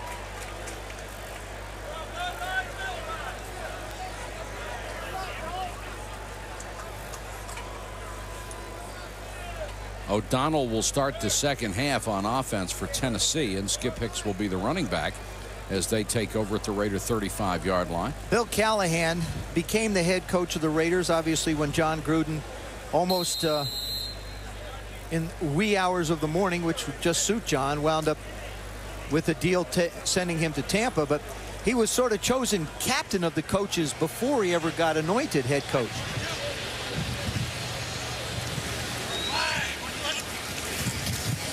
O'Donnell, short set and throws. Complete to Justin McCairns, who breaks the tackle and gets inside the 20. Let's check in with Susie. Well, we asked Bill Callahan what the biggest differences are going from offensive coordinator / offensive line coach to the head coach, and he said the biggest difference is the day-to-day responsibilities. When normally you show up at the facility, you walk into a room, you watch film, you break it down, and you coach all day. Now he's responsible for scheduling, for media, for PR. It's that day-to-day work. You are responsible for the entire team, but he said it's a challenge, and so far he's enjoying it. Skip Hicks on the carry, and Susie, virtually every head coach we have ever talked to said managing is the biggest difference, and as well as managing your own time. He was the offensive coordinator and tight end coach, offensive line, the last 3 years before being elevated to head coach. Was the Eagles offensive line coach before that, and at the University of Wisconsin was also the offensive line coach. You know what's amazing is they got John Perella from San Diego, and they got linebacker Bill Romanowski, free agent, before they even had a head coach. Yeah. That's when he was captain, before he was coach. Hicks, nice little sidestep to get free, and Hicks inside the 10. Of course, Skip Hicks wound up being available when Stephen Davis did such a wonderful job in Washington. And you have to wonder a little bit about the Redskins with the way Steve Spurrier's run that offense. How much will Stephen Davis be a part of it? But Skip Hicks is available and able to do this because of what happened in Washington, D.C. He's always had the speed. And now they'll bring in the sticks to measure at the 9.5.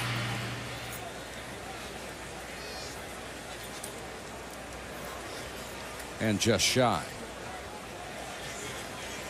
I think one of the things that you know, in preseason, when you get to this point in the game, when you've got the backup people, and they're missing tackles, it's the easiest way I know to get yourself cut and run out of the farm because that's just what they're looking at. They're not giving you a whole lot of defenses to run. What they're asking you to do is play a position. That's basically it becomes man on man. They want you to get lined up correctly and beat the man in front of you, right? Exactly. 3rd and inches. Mike Green is the blocking back for Hicks. Play action by O'Donnell. Green out in the flat, had the first down. then retraced his steps, pushed back by Keon Nash, who threw him to the ground, but he does have the first down for the second time. Keon Nash thinks that because he's 6'3" and 215 pounds, he's going to take Mike Green, who's 6 feet and 250, and just throw him to the ground and stop him from making the first down. If he hits him and drives him back, he won't make the first down. Lessons of a young rookie. May have worked at Albany State. It doesn't work here. O'Donnell trying to get the handoff, falls down. Hicks ends up being a delay, and it looked like somebody may have stepped on Neil O'Donnell's foot as he came out under center. And DeLawrence Grant made the stop. You know, this is a heads up by both the quarterback and Hicks. Look, he's down. Look at Hicks. He goes up to him and waits on the ball. Doesn't get impatient. Actually, Neil gets a little. See what happens is Barry Hall, the right guard, is pulling, and Neil sort of gets stuck into traffic. There's a lot of traffic up there. Lots of things happen around the line of scrimmage if you don't get away from it. And they're all bigger than you are. And it's bad things happen. Raiders jump. He's so smart. First man across was Josh Taves. He's sneaky. Did I mention missed tackles and things? This is another thing that drives. Encroachment. Defense, number 99. Made contact with the offensive line. Will penalize half the distance to the goal. Still second down. Josh Taves, I mean, this is the thing that they're really looking at. I mean, he's not a rookie, and you're looking at, you know, be patient on that line of scrimmage. You've already given up the ball. They're inside your 10-yard line. Too many penalties, too many turnovers. They had a lot of penalties a week ago in their opener. Second and goal from the 4. Hicks breaks one tackle, can't break the rest. I really believe, though, probably the hardest job for any head coach in the National Football League is to be able to get a group of veterans like the Raiders have to focus in preseason. They know that they just believe they're going to be ready. And I think that's the greatest challenge that Bill Callahan has, because this team has been very sloppy in its first 2 preseason games. Rich Gannon's not going to cruise on into it. You know, Rod Woodson's not. But the fact of the matter is there's a lot of guys that have played a lot of football and will play. And, of course, those 2 guys will. But you got to get them to focus, and it's tough. Raiders jump early again. A flag is down. Pass complete to McCairns. He reaches the 5 before he's wrapped up by Clarence Love. 2 times in the series the Raiders have come early. And again, it looked like Taves led the charge. But again, this is only half the distance. And it looks like the Raiders, of course, had 17 penalties in that first game. It looks like they're trying to make a run at that one. Offside. Defense in the neutral zone at the time of the snap. Right defensive tackle will penalize half the distance to the goal line. Third down.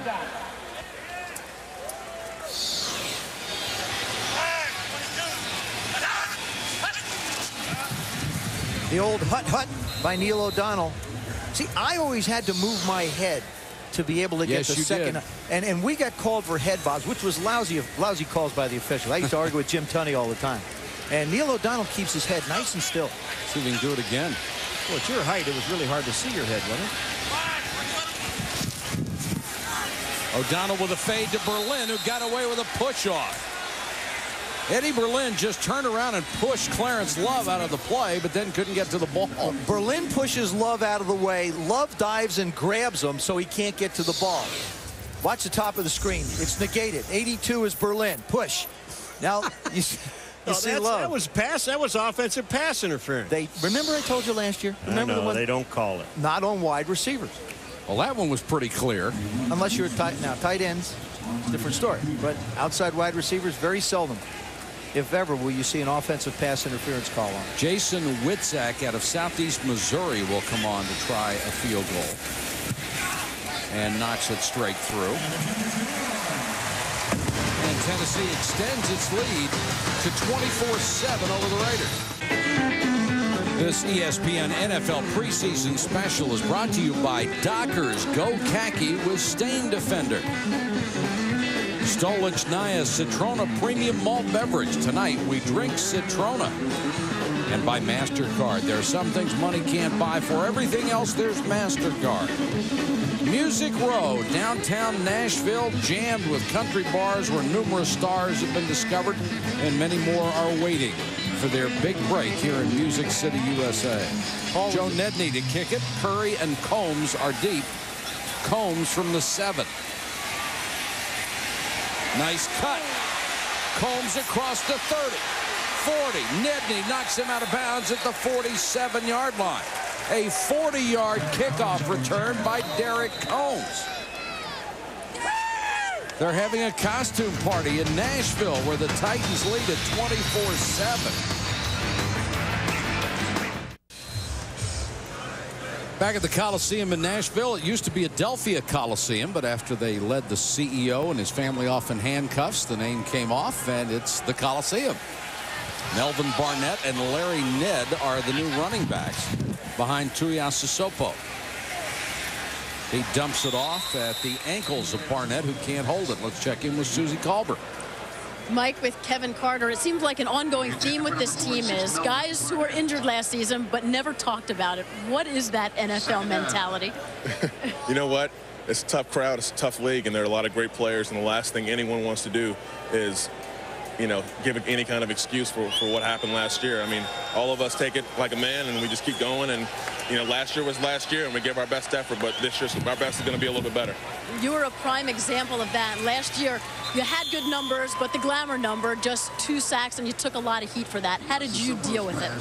I think it was a great motivating factor for me. I mean, you know, if you don't have a season like that, you know, you don't take a look at yourself in the way maybe you should. When you have 17 sacks, you know, you don't look at the way you get off the ball or the way you beat people or your steps or your hands, stuff like that. Having 2 sacks, you know, forces you to look at the little things in your game. How are you approaching things differently? How different are things for you last season with all the injuries to feeling good now? You know, it's like night and day. I mean, I feel great. I feel I can move around, do what I want to. Everything my mind says to do, my body does. So everything's going good. Thank God. Team yoga, you led the way?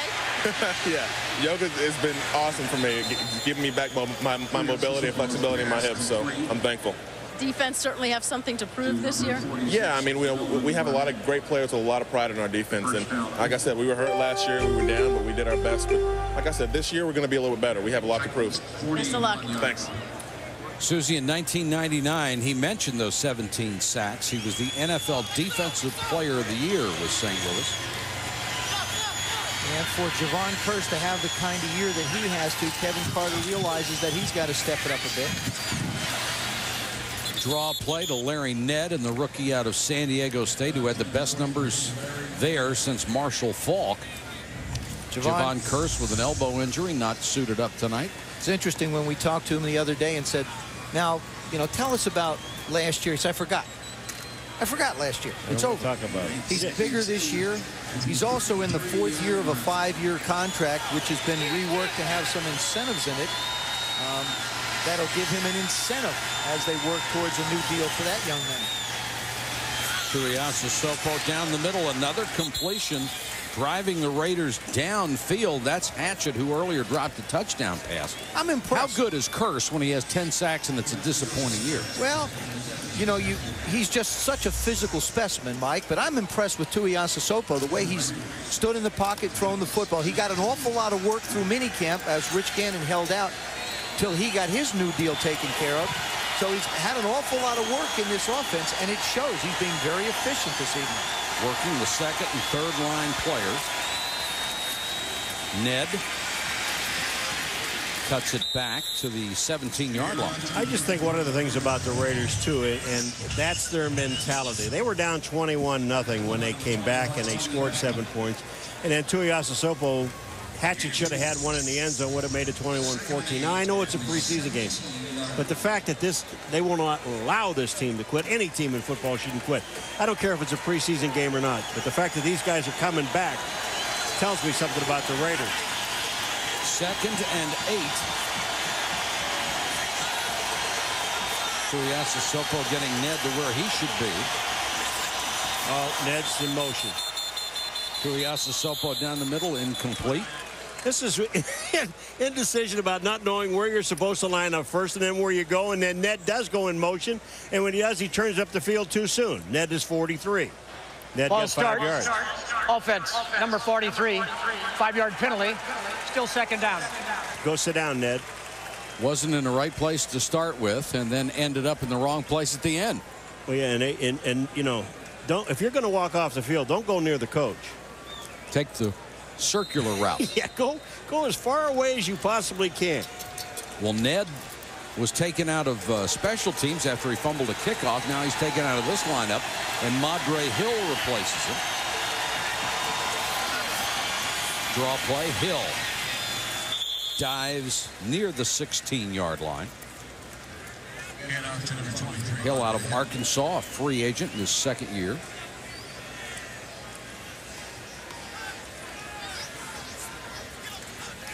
Marcus Knight, one of the wide receivers, along with Barlow and Hatchett, as they face a 3rd and 8 at the Tennessee 17.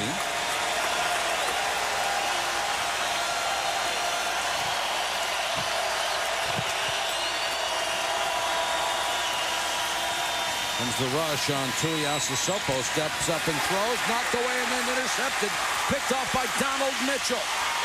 Mitchell on the deflection to the 48-yard line. A return of 21 yards.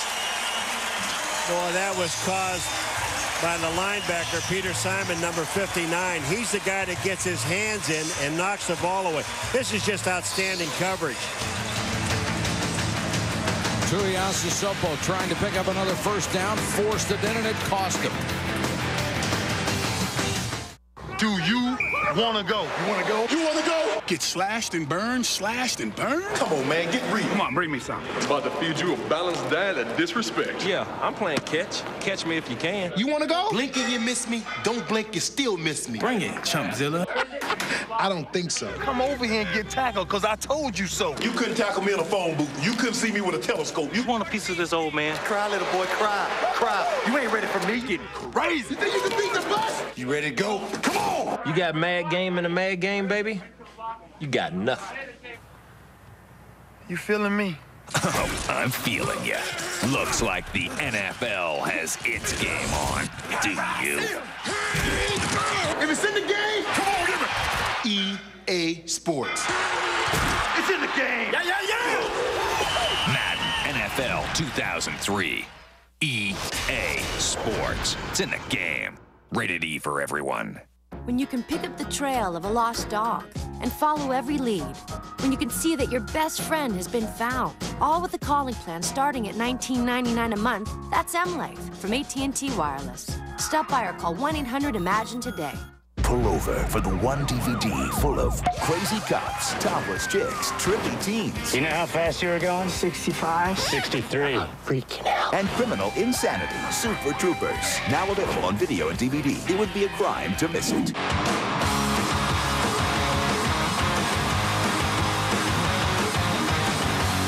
Saturday, Moto X Freestyle and Skateboard Vert. X Games 8 begins at 4 on ABC and continues all week on ESPN and ESPN2. In just a moment, we'll be going down to Susie with future Hall of Famer Tim Brown, who is 5th all-time in receiving yards. Look at the space between he and number 1, however. He's at 13,000 yards, some 7,000 behind Jerry Rice. Go, go, go. Skip Hicks on the toss. Powers his way up to the 41. Let's go to Susie with Tim Brown. Now, Tim, no doubt your numbers are impressive, but can you put that board in some kind of perspective with Jerry there at the top? Well, that's unreachable. You know, you just have to say that guy doesn't exist and just try and do what you can do. Jerry's had a phenomenal career. It's just, you know, it's been an honor playing with him the last couple of years. And with his addition to the team, what did that do for your game? Well, you know, I think I've been looking for a guy on the other side to help me out. You know, the year before I had Andre Rison, he really helped out. Bringing in Jerry, his name alone, we knew would cause people not to double team me, and that was really important. And then he had a great year. You know, he caught 86 balls, I caught 91 balls last year, so we had a great year. When you look at the numbers for you and for Jerry, they're remarkably similar. Is it possible to have another year like that? Well, it's possible, but we hope that our running game is a lot better than it was last year, and we don't have to catch as many balls. You know, Tyrone Wheatley is healthy now. Hopefully he'll be able to give us a lot this year, and we won't have to throw the ball as much. As you go through the years, how do you approach each season to try to reach a new level? Well, you know, I just try and go out and play football. You know, I don't really go in the year saying I want to catch 95 balls, I want to do this, I want to do that. I just want to help this team win. You know, I didn't win here for a long time, so the last couple of years has been a lot of fun for me. And whatever I have to do to win, that's what I'm going to do. Top draft choice here, Philip Buchanan. What has it been like going against him in practice? Well, the guy is really impressive. You know, I've had a lot of guys to come around here over my 15 years with the Raiders, but there only been a few that I said, you know, this guy can maybe play. And you know, he's shown that he's going to be an NFL caliber player, and he stopped us a couple times in practice, and we don't really like that. Thanks, Tim. Okay, Susan. Tim Brown, one of the class guys in the National Football League. Brown and Rice a year ago. Look at the combination. 174 catches between them. Each had 9 touchdowns. I tell you, that's a credit to John Gruden, because the way this offense is designed, you know, literally Tim Brown could have caught 140 balls and Jerry Rice 40 balls. I mean, it can be designed that way. The way that he crafted the offense so that there was balance, so that both of his superstars would be able to make an impact, was really impressive with the way that John did it. And it's a test for Mark Trestman to be able to create that same balance. Skip Hicks hit before he got back to the line and then driven back, and it was something he had to do. Yeah. When you've got guys like Rice and Brown, obviously with all their accomplishments, their ego, however minimal it may be, is involved, and you've got to nurse that a little bit, especially when it's not bad for the football team. Well, you know, we talked to Tim last night about how long you wanted to play, and I remember years ago when I talked to him, he says, I want to last till I'm 30. Well, now he's a little older than that, but when you look at it, and to put Jerry Rice in perspective, he says he's out there somewhere by himself. I mean, there's just no way to even get close to what that man has done. Let me just help this football team if I can. And they are certainly not showing any signs of being a detriment. Great block by Skip Hicks on the blitz. And Justin McCarron's appears to have the first down. We talked in the opening about the age on this ball club. There are a lot of older guys. Rice will be 40 in October. Woodson brought in as a free agent is 37. Romanowski brought in as a free agent. He's 36. So the clock is definitely ticking on this entire group. But just look at them, though, Joe. They're all productive. Every one of these guys. They're all, well, right now, Rod Woodson is not a starter. He will be. But look, they're all starters. They have to be. For this team to be successful, I really believe every one of them has to carry the load. And they've got to find a way to stay healthy, even in their mid-30s. O'Donnell throws out in the flat, and Shad Meyer didn't see it coming until it whizzed past him. There's 3 different years. 1970, Paul, back when I started and you were playing, there were only 17 guys 35 or older. When I left the game in 85, there were only 22. Now there's only 49, and we saw a number of them with this Raider ball club. And the interesting thing about the aspect of it, I think it's diet, I think it's conditioning. It's a 12-month job now. But when you also look at these Raiders, the average age of this ball club is only a little over 26 years. So these are veterans that are not necessarily old, but experienced, and I think vital to what the team's able to do. Well, I had the opportunity to grow up watching you play. Of course, Paul was already done by the time I started watching football. When you grew up? Yeah, when I grew up. As a child, I got to see Joe play. But it's part of it is certainly conditioning, better nutrition, better understanding of what you're supposed to do as an athlete, and working 12 months a year. But these guys are just good. Nah, the other thing is there's an acceptance in the league now. At 35, back in the 70s and 80s, you were gone. At 35, you were considered old. Let's find the other guy to come in and replace you. Today, as Jerry Rice has proven, he'll be 40 in October. Hey, why not? Keep going. You're productive. Now they value the experience that a veteran can bring on. Of course, you were forced into retirement. How old were you when you retired? 11, so it's like 32. But the thing about Tim Brown, though, he told us is, you know, before he used to work out, you know, take about 5 weeks off, 4 or 5 weeks off. Now he takes 5 days off, and he's back working out. I mean, he was telling us about when they take blood samples, and they tell him what he should eat. And his blood tells him what his metabolism was going to do. I'm sitting there. Let me ask you the question that's got to come up. If they took a blood sample of yours, what would it come up? 96% Budweiser, but that's not the point. I'm not playing. I mean, you know, when you think about it, I mean, here's a guy that they work out now. This guy right here, Romanowski. I mean, I admire this guy. This guy works out every day. They work hard. They want to play. Like Rice said before, he said, as long as I'm playing, I'm going to commit myself to hard work, nutrition, and do the things I need to do to be able to help a team. When I'm done playing is when I'll worry about taking a break and taking a rest. Raiders jump off sides again. Flags are down. Free play for O'Donnell. And he throws the completed pass. Neil O'Donnell has done an excellent job, but being able to get teams to jump off sides requires your offensive line to be patient and still also. They can't jump off. And all 3 times that Neil has gone to the hard count and pulled the Raiders off sides, his guys have sat back and waited. Coleman's catches more than the penalty yards. Offside. Defense number 95 in the neutral zone at the time of the snap. Penalty is 5 yards. Repeat the down. 3rd down. You know, you're talking about 24 penalties so far in preseason, 17 last week, 7 in this game. But you talk about Neil O'Donnell, 36 years old, Michael. Here's another guy. And he's having a ball out there. I mean, he's doing things to get these guys to jump. I mean, and he's having fun. He is a remarkably efficient quarterback, always has been.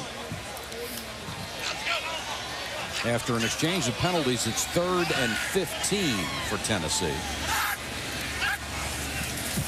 4-man rush. And the protection collapsing. O'Donnell gets away from 1, but not 2. And finally buried back at the 43. Kenyon Coleman, the rookie out of UCLA, number 90, the 5th-round draft choice, gets credit for the sack. Here's a look from Sky Cam. You see what Neil O'Donnell is seeing. Steps up. Toughest thing for a quarterback is having nowhere to go. John Harris doing a nice job coming up the middle, forcing him out to Coleman's big waiting arms. Hey, one thing Neil O'Donnell didn't do was something stupid. I mean, that's to try to throw the ball, you know, in an area. He just tucked the ball away, took the sack, and they're going to punt it away.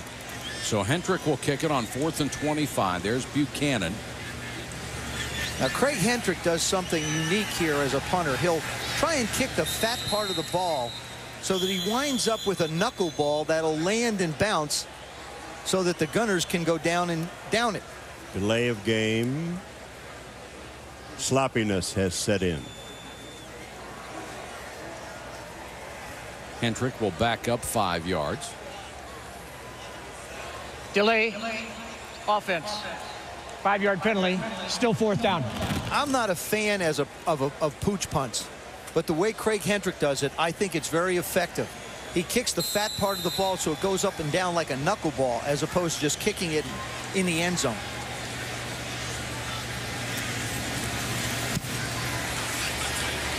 Very high wobbler. Buchanan signaling fair catch and makes it on his rump at the 7. A 37-yard kick, no return. 59 seconds to go, 3rd quarter.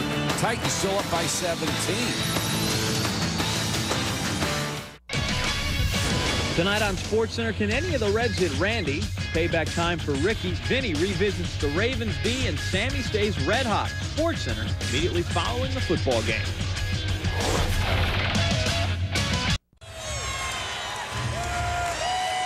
A lot of Elvises here on the 25th anniversary of his passing.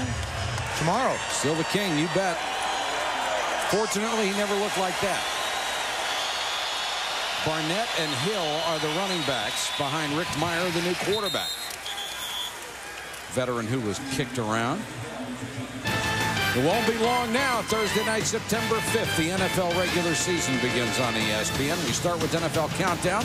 Chris Berman will come along at 6:30 Eastern. Then at 8:30, the San Francisco 49ers and the New York Giants. All part of Kickoff Weekend 2002 on ESPN Thursday, September 5th.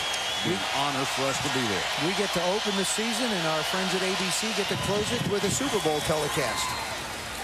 We get to be bookends this year for the NFL.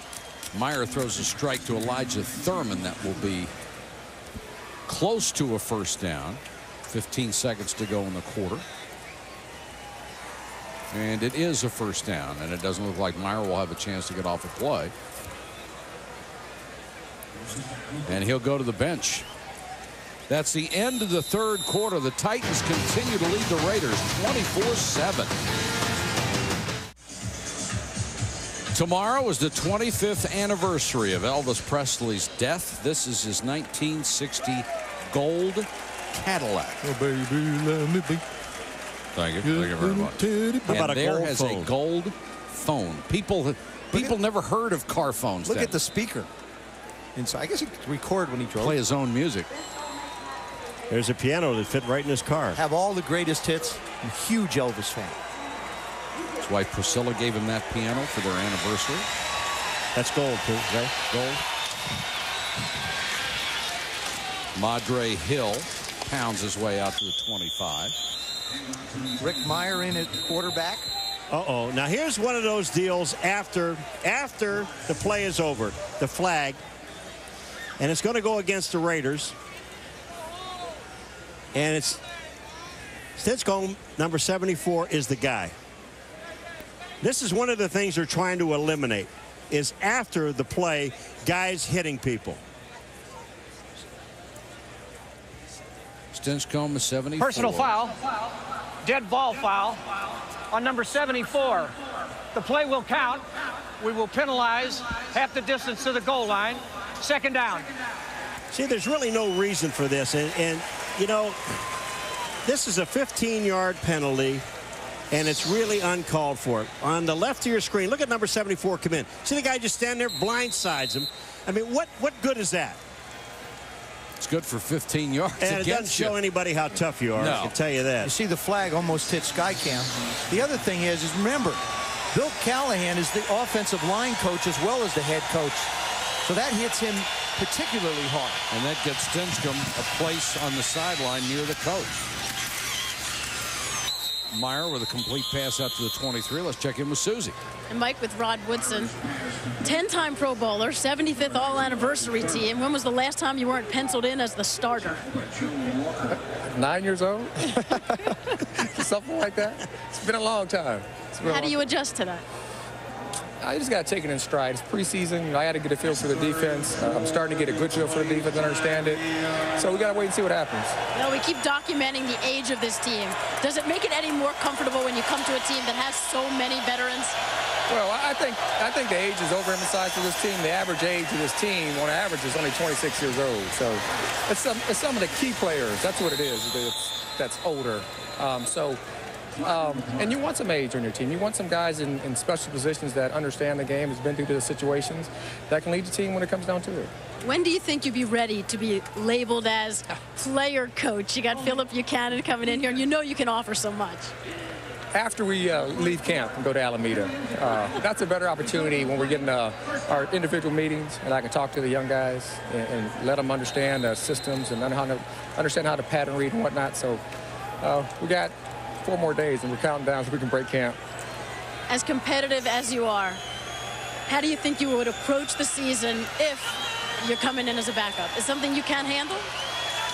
Well, I'm going to have to handle it if they say I'm a backup. I mean, I'm a player. I'm not the coach. The coach makes decisions what they think is best for the football team.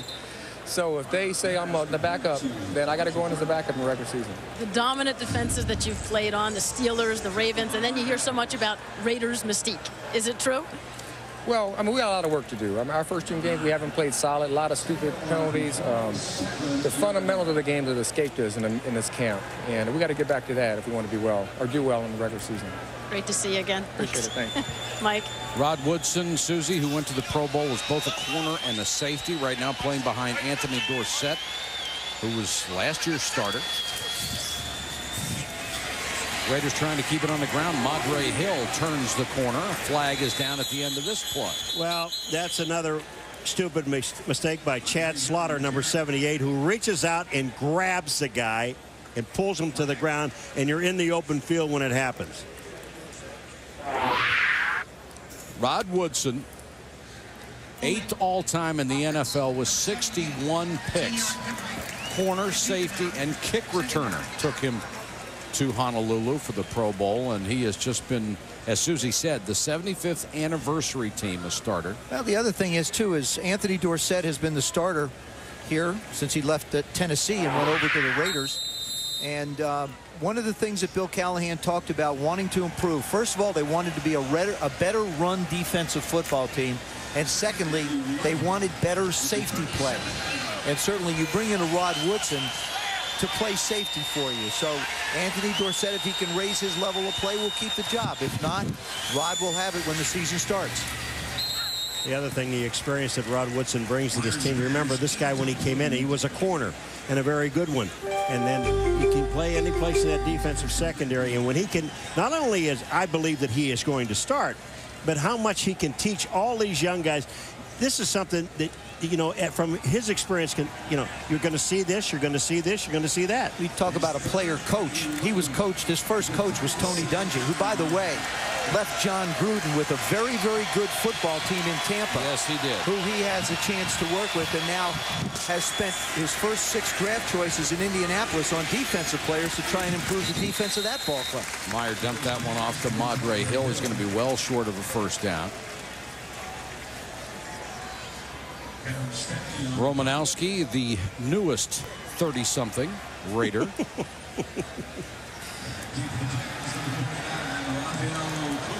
Kevin Stemke, who's in there because Shane Leckler is nursing a calf injury, will punt to Raphael Cooper, who waits at the 15-yard line.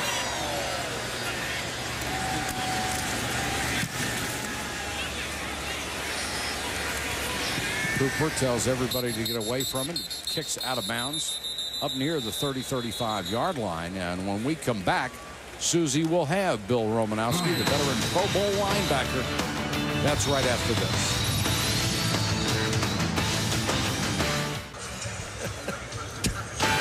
This ESPN NFL preseason special is brought to you by Coors Original Real Golden Beer, official sponsor of Guys Night Out.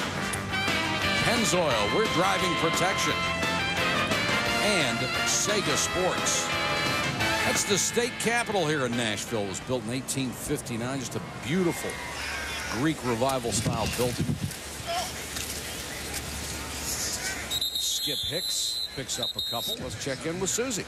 With Bill Romanowski, and I would imagine for a player of your intensity, gets a little old in training camp, you want to go out and hit somebody, so we have a little highlight reel for you. You can take us through. Yeah, right here. Eddie George just has the ball. I came from the backside and made the play. He dumped it down. I came up, made a hit, and we just had a lot of guys come to the ball. And here I'm just coming to the outside, trying to contain it. Pushed him outside, out of bounds. It seems as though the silver and black fits. What took so long for you to become a Raider? It did take a long time, but, you know, I had great years in Denver and a lot of great memories, but I'm very happy to be a Raider. Coach Callahan talked about one of the reasons they wanted you here was to bring an intensity. What were your impressions of this defense when you first saw the guys out on the field? Well, it all comes down to attention to detail. I see guys that didn't pay attention to detail. When you take care of the little things, the big things take care of themselves. Everyone's got to take care of their responsibility. As you saw in this game, defensively, we had guys over pursuing, guys trying to do too much on defense. When you do that, you lose. When you talk about taking care of the details, I think it would be safe to say few players have the day-to-day regimen that you did. How did that all develop? Well, it's been a long process. It's been a 15-year process. Each year it's gotten more and more intense, and you know, it's the only way I know how to do it. Thanks, Bill. Good luck this season. Thank you. Susie, the best line from his teammates, and there were several of them who said the same thing. When he's with you, you just love him. When he's against you, you hate his guts. But I'll tell you one thing, he's going to look at the film of this game, and he's going to let some people know what they did wrong, because he said, pay attention to detail. Ronald Curry will get an opportunity to return a Hendrick punt, perhaps. No fair catch, and he fumbles again. Curry, who lost a kickoff earlier, covers this one. A loss of 11 after a 39-yard punt. So Curry not helping himself tonight during this preseason game.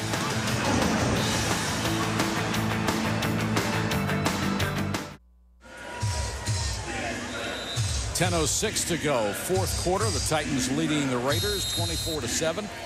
Oakland has had 15 different people catch a football tonight. Hard to imagine that there are 15 guys eligible. And they've had 4 or 5 drop it. Fumble. Mondrell Fulcher makes this catch. Rick Mirer, 10 years in the league. Actually really started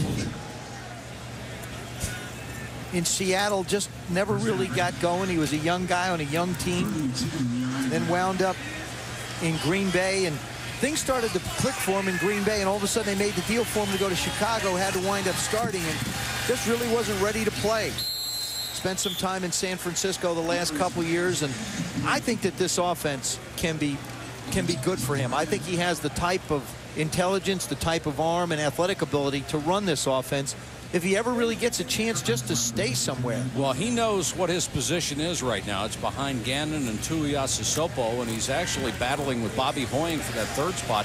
Hoying, coming off an elbow injury, isn't ready yet. And he says when you're in this position, you have to be ready for anything they throw at you and find a way to be successful at it. Meyer out in the flat. This one's caught by Larry Ned. Breaks the tackle up to the 35. Well, Meyer's the guy that came out with Bledsoe. And, you know, Tom Flores, who's here doing the Raiders radio, was the guy that picked him up when he was up at Seattle. But, I mean, this is really a great kid. I'm telling you something. He is a terrific young man. And it's amazing. He's been around 10 years. Take a guy like Tom Brady, who happens to be in the right place at the right time when things are rolling. Sure. And all of a sudden, you know, he's catapulted into the starting job. And I think will be an excellent quarterback. I don't think he's a flash in the pan at all. Rick Mirer has unfortunately just wound up in different situations and places where either the team wasn't around him or he had to learn a new system. Hit from behind as he throws. And I can even remember, there's a flag down on the play as well. I can even remember back at Notre Dame when he was in an offense that didn't suit him and he was being vilified in some quarters. He was as nice a kid as you would ever meet. And really is a competitor, but never really been given the opportunity to be in a position to be able to take a football team and call it his own when he was really capable. Another holding penalty against the Raiders. Offense, decline. Face mask. Offense, number 70, decline. Fourth down. And Bill Callahan is going to look at the films of the first two games and really be upset with the penalties. These, in my opinion, there's some quarterbacks that really have to have years to step up. Brian Griese's got to prove to the Broncos that he can be the guy. Jake Plummer's in the last year of a contract. He can take the Cardinals to another level. I think Jay Fiedler is a key. Yes, they added Ricky Williams down there with the Dolphins, but he's got to be, and Trent Green. Now he's in the second year of that system with some people around him in Kansas City, and he's going to have to step up and play better football for that team. Those four guys are on the hot seat. Big rush on the punter that time off the side of the foot of Kevin Stemke. Out of bounds, 33 yards. Back in a moment.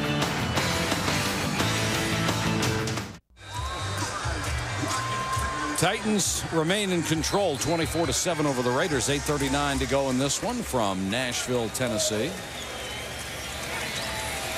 Green and Alexander are the running backs. Behind Billy Volek out of Fresno State in his third season. Listed as the third quarterback.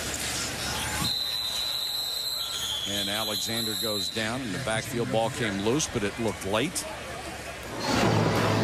And you can only imagine how Kevin Dyson hates to see this tape and how Mike Jones loves to see it. Back to the Super Bowl against the Rams. Jones with a saving tackle.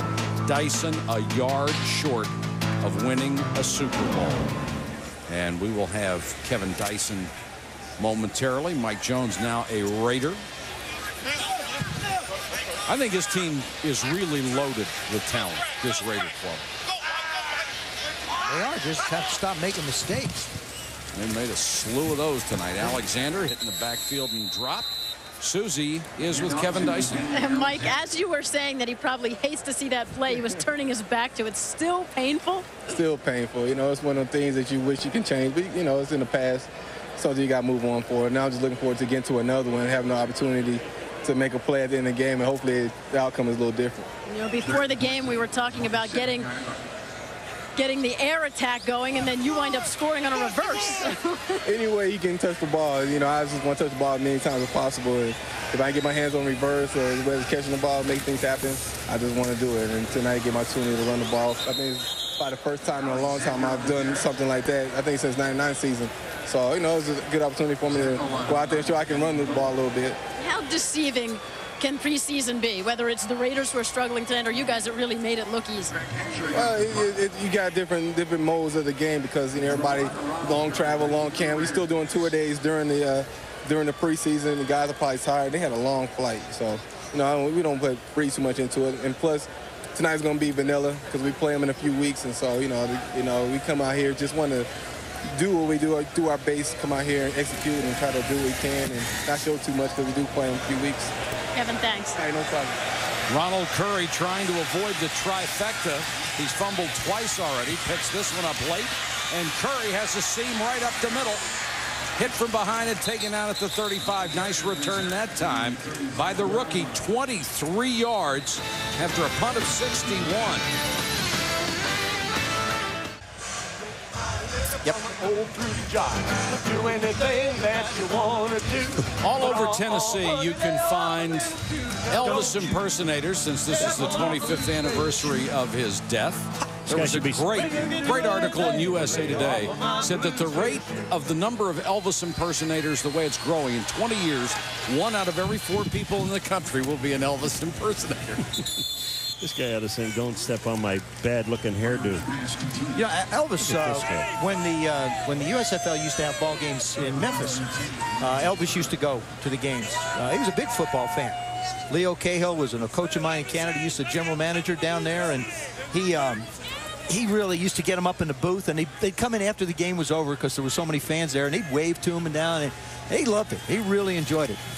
George Klein was a very close friend of his, lives in Memphis now, tells some great stories about the philanthropy of Elvis Presley and how he would take care of his friends, take care of the people around him, and just the wonderful person that he was. He's my favorite, all-time favorite. And you're a Notre Dame grad.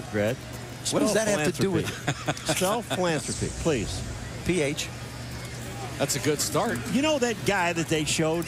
I just wonder, do those people walk out of their homes looking like that? I mean, they got to put their stuff in their car, I was on the elevator with 2 of them. How about the movie 3,000 Miles to Graceland with Costner and Russell? Christian Slater, I think, is in it. Slater's in it. It was a great movie. There are all kinds of self-philanthropy. They have got, you get to Vegas, they have got some great impersonators. Obviously, that's not one of them. Look at this guy. What was he thinking? Oh, Toga Party. Now, that was a movie. Animal House. This is you in about, now, that's what you're 2 hours. About. That's what you're talking about, a movie, Animal House. There it is. That's not the original driver's license, oh, by the way. Somebody got something going on with that guy? Meyer, meanwhile, trying to move his team downfield, and Fulcher lets him down, drops one right in his hands. Of course, Tennessee, when you look at these schedules for these ball clubs and the divisions they play in, you see Tennessee, they are in the AFC South, joined by Indianapolis, Jacksonville, and Houston. I'd be really interested to see what Tony Dungy does with that Indy defense. I think he'll do very well. He's certainly got the weapons on offense with those 3 guys, and defensively, you just know how good a football coach he is. Yeah, he is. Meyer under pressure, and down he goes. Jaquay Thomas with his 2nd sack of the night. 2nd-year player out of Oklahoma State, and 6 for the team.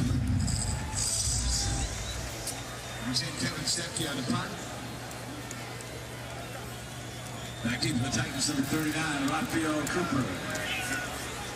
Stemke will kick it away, and Cooper is deep.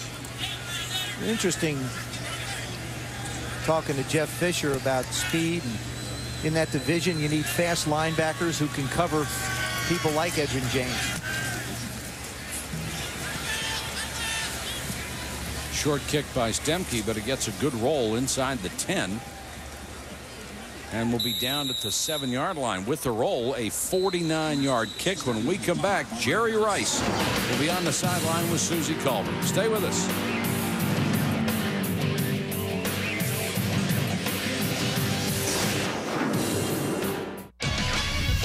Tonight on SportsCenter, can any of the Reds hit Randy?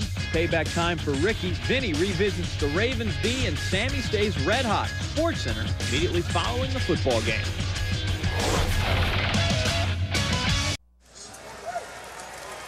The burning question of the night, Presley or Cosell?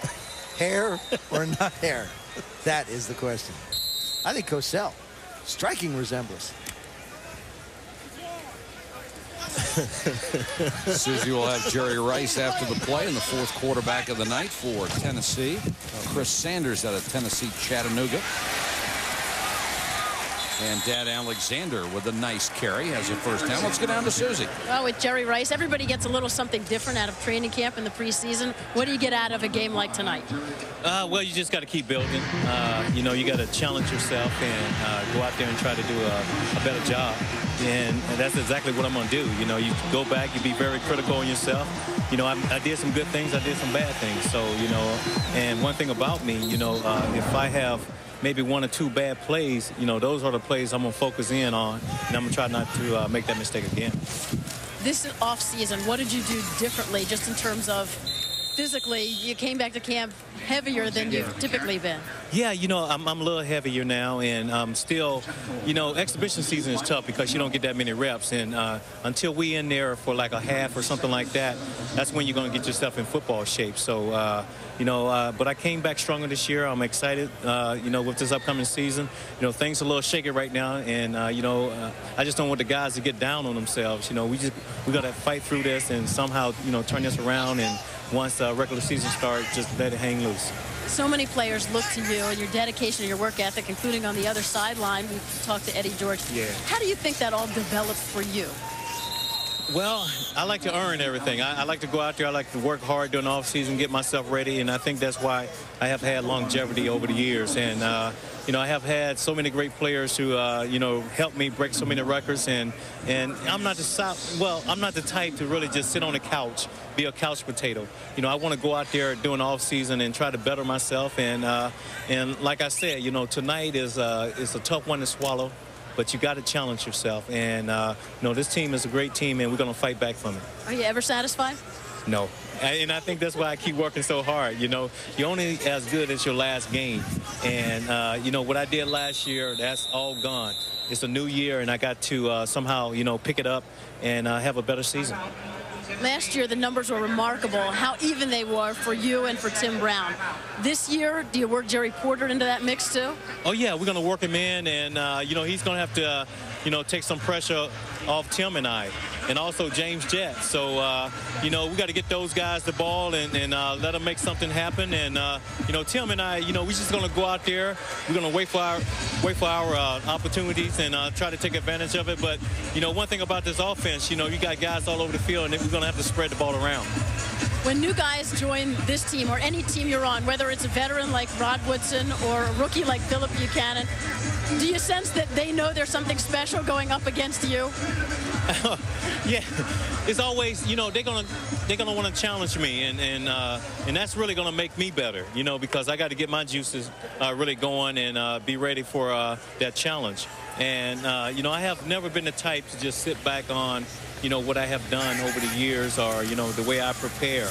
You know, every day is a new day, and I try to better myself, you know, and just try not to make mistakes. Have a great season, Jared. Thank you. Thanks. I appreciate it.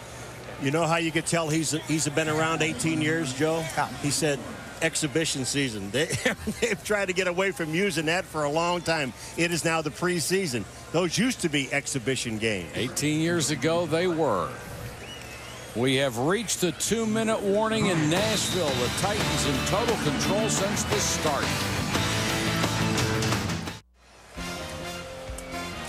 Sports Center is coming up. John Anderson and Brother Dan. How's Mom, Dan? They'll have the Raiders against the Titans, the unit seeing red, and Ricky against the Saints. For more information, you can log on to ESPN.com. Coming up on the 25,000th Sports Center. When we started, people were wondering if we'd get to 25. That's, boy. Jeff Fisher has to be quite pleased with what he saw this evening from his offense. Didn't start very well last week in the last game. Hentrick had to avoid the rush, and that will be almost an automatic penalty as he had players downfield. And that ball appeared to touch one of the Raiders, and Tennessee goes after it. The Raiders got it back, but now they can force him to kick over again after a 62-yard punt. Hendrick did a good job avoiding the rush, but once a punter takes that long, he's got about 7 guys downfield too early. Ineligible player of the kicking team down prior to the punt. How about the whole line, Dick?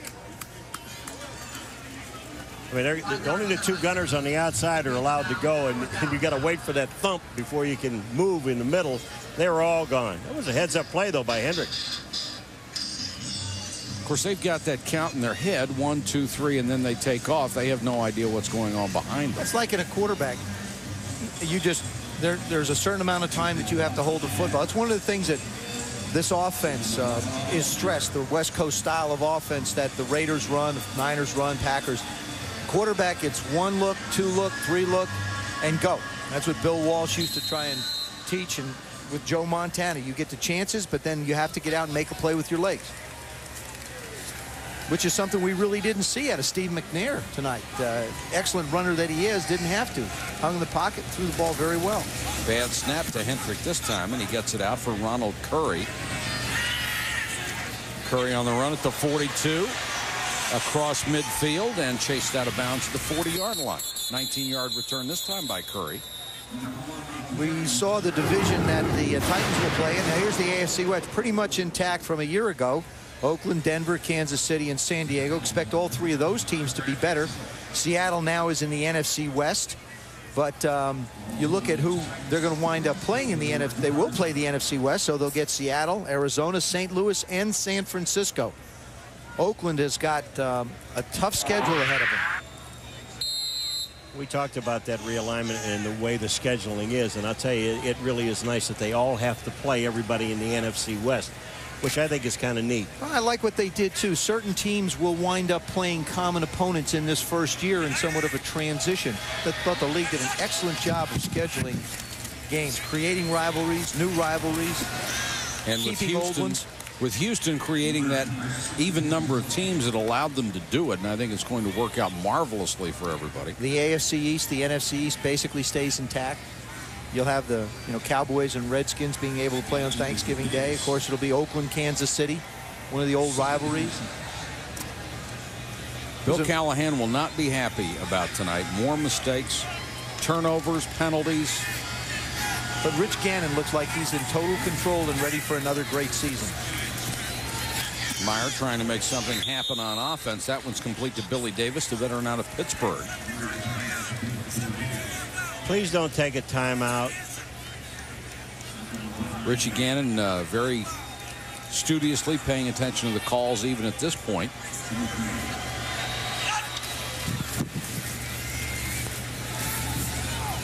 Dumps it off again. Larry Ned down to the 20. And of course, the quarterbacks have to get on the same page with Mark Trestman. Even though he was here, he was not calling the plays. John Gruden was. And everybody has a different style and a different look at the way they call plays. And they also want to be able to put the ball down the field a little bit. Last year, their longest pass play was only 49 yards, and that was by Roland Williams, their tight end. You know, Trestman, the only time Arizona's gone to the playoff, Mark Trestman was the offensive coordinator. When he was in Cleveland, when they were in the AFC Championship game, Mark Trestman was the coordinator. We talked about '95 when he was in San Francisco and Rice had the great year. And Mark actually had a chance to go to the Vikings this year and decided to stay. And Bill Callahan wanted him to be the offensive coordinator. And it was interesting, too, having a chance to talk to him today. Remember how we talked about the Washington Redskins and the fact that Steve Spurrier does not script plays? Right. He calls them. He said when Mark was up in Minnesota, when he came out of the University of Miami, went up to Minnesota under Bud Grant, Jerry Burns didn't script him either. So it's not, what Steve Spurrier's doing is not a new novel idea. It's just something people haven't done in a long time. Slant inside the 10 and now down to the 5 goes Matthew Hatchett. Clock is running, 50 seconds to go. Jerry Burns was a hoot to be around, wasn't he? Yeah, they had some darn good football teams under Bud Grant up in Minnesota, and Mike Tyson's got a chance to do something with this group again. Good job by Meyer, just to throw that one away. You talking about Jerry Burns?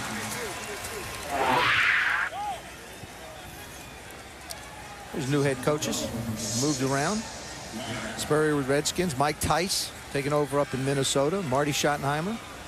John Fox, of course, left the Giants as their defensive coordinator to go to Carolina. I looked at Carolina's schedule. Carolina, they'll play Cleveland, which is trying to come on, Cincinnati in that division. They've got Atlanta, New Orleans, teams that can, I think, play pretty much even par with it.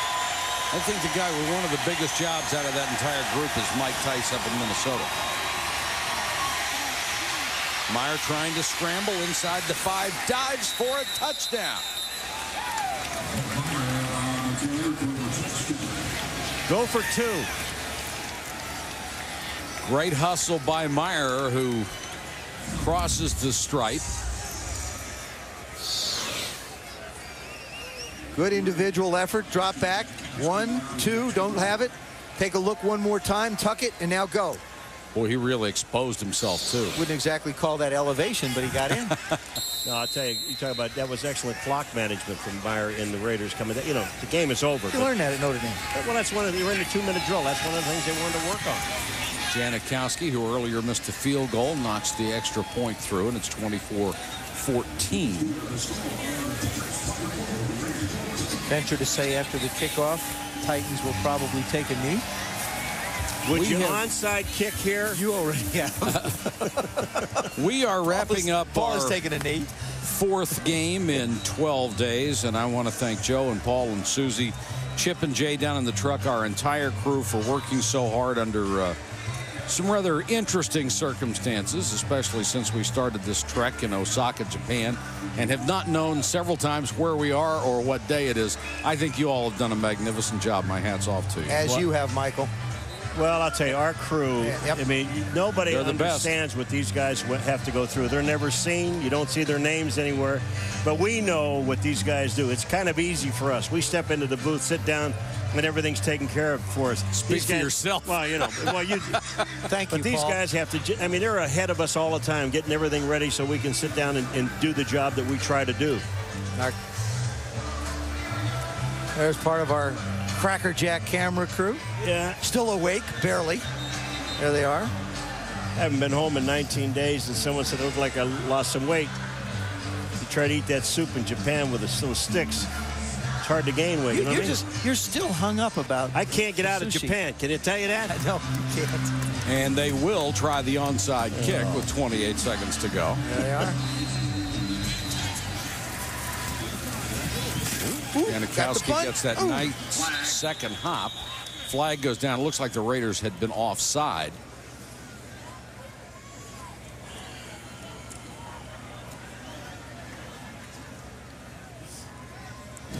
Steve Henry working on his Elvis impersonations. Wake up, Steve. Wake up, wake up. It's Tennessee. That's right. Show him the lip, Steve. Got the lip going. All right.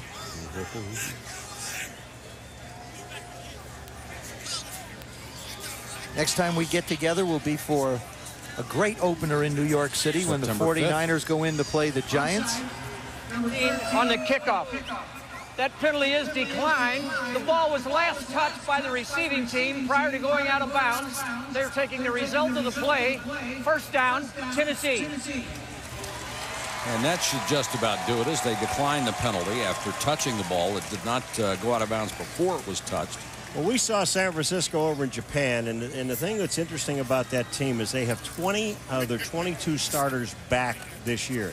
And it is going to be interesting to see where the San Francisco 49ers go this year. I mean, the Giants struggled a little bit last year. Yep. But the 49ers got everybody intact, boy. They're going to be a very good football team. If I was going to pick one ball club that everybody is sort of overlooked when you look at the preseason polls and no one's really talked about it, would be this Tennessee Titan football team. You know, they were 13-3 in 2 successive years. That's right. Stumbled last year because of the injuries to Eddie George and Steve McNair. I'd expect them to come back and play a lot better football. Well, I'll tell you one thing about the Giants. They found themselves a tight end. Yes, they did. That kid is going to be great. Jeff Fisher with a win here at home at the Coliseum, and the Raiders will take the long flight back to Oakland on the losing end. The final score, 24-14 for Joe Theismann, Paul McGuire, Susie Culver, and our entire ESPN crew. This is Mike Patrick. Good night from the Coliseum in Nashville. This has been a presentation of ESPN, the worldwide leader in sports. ESPN thanks you for watching this presentation of the National Football League.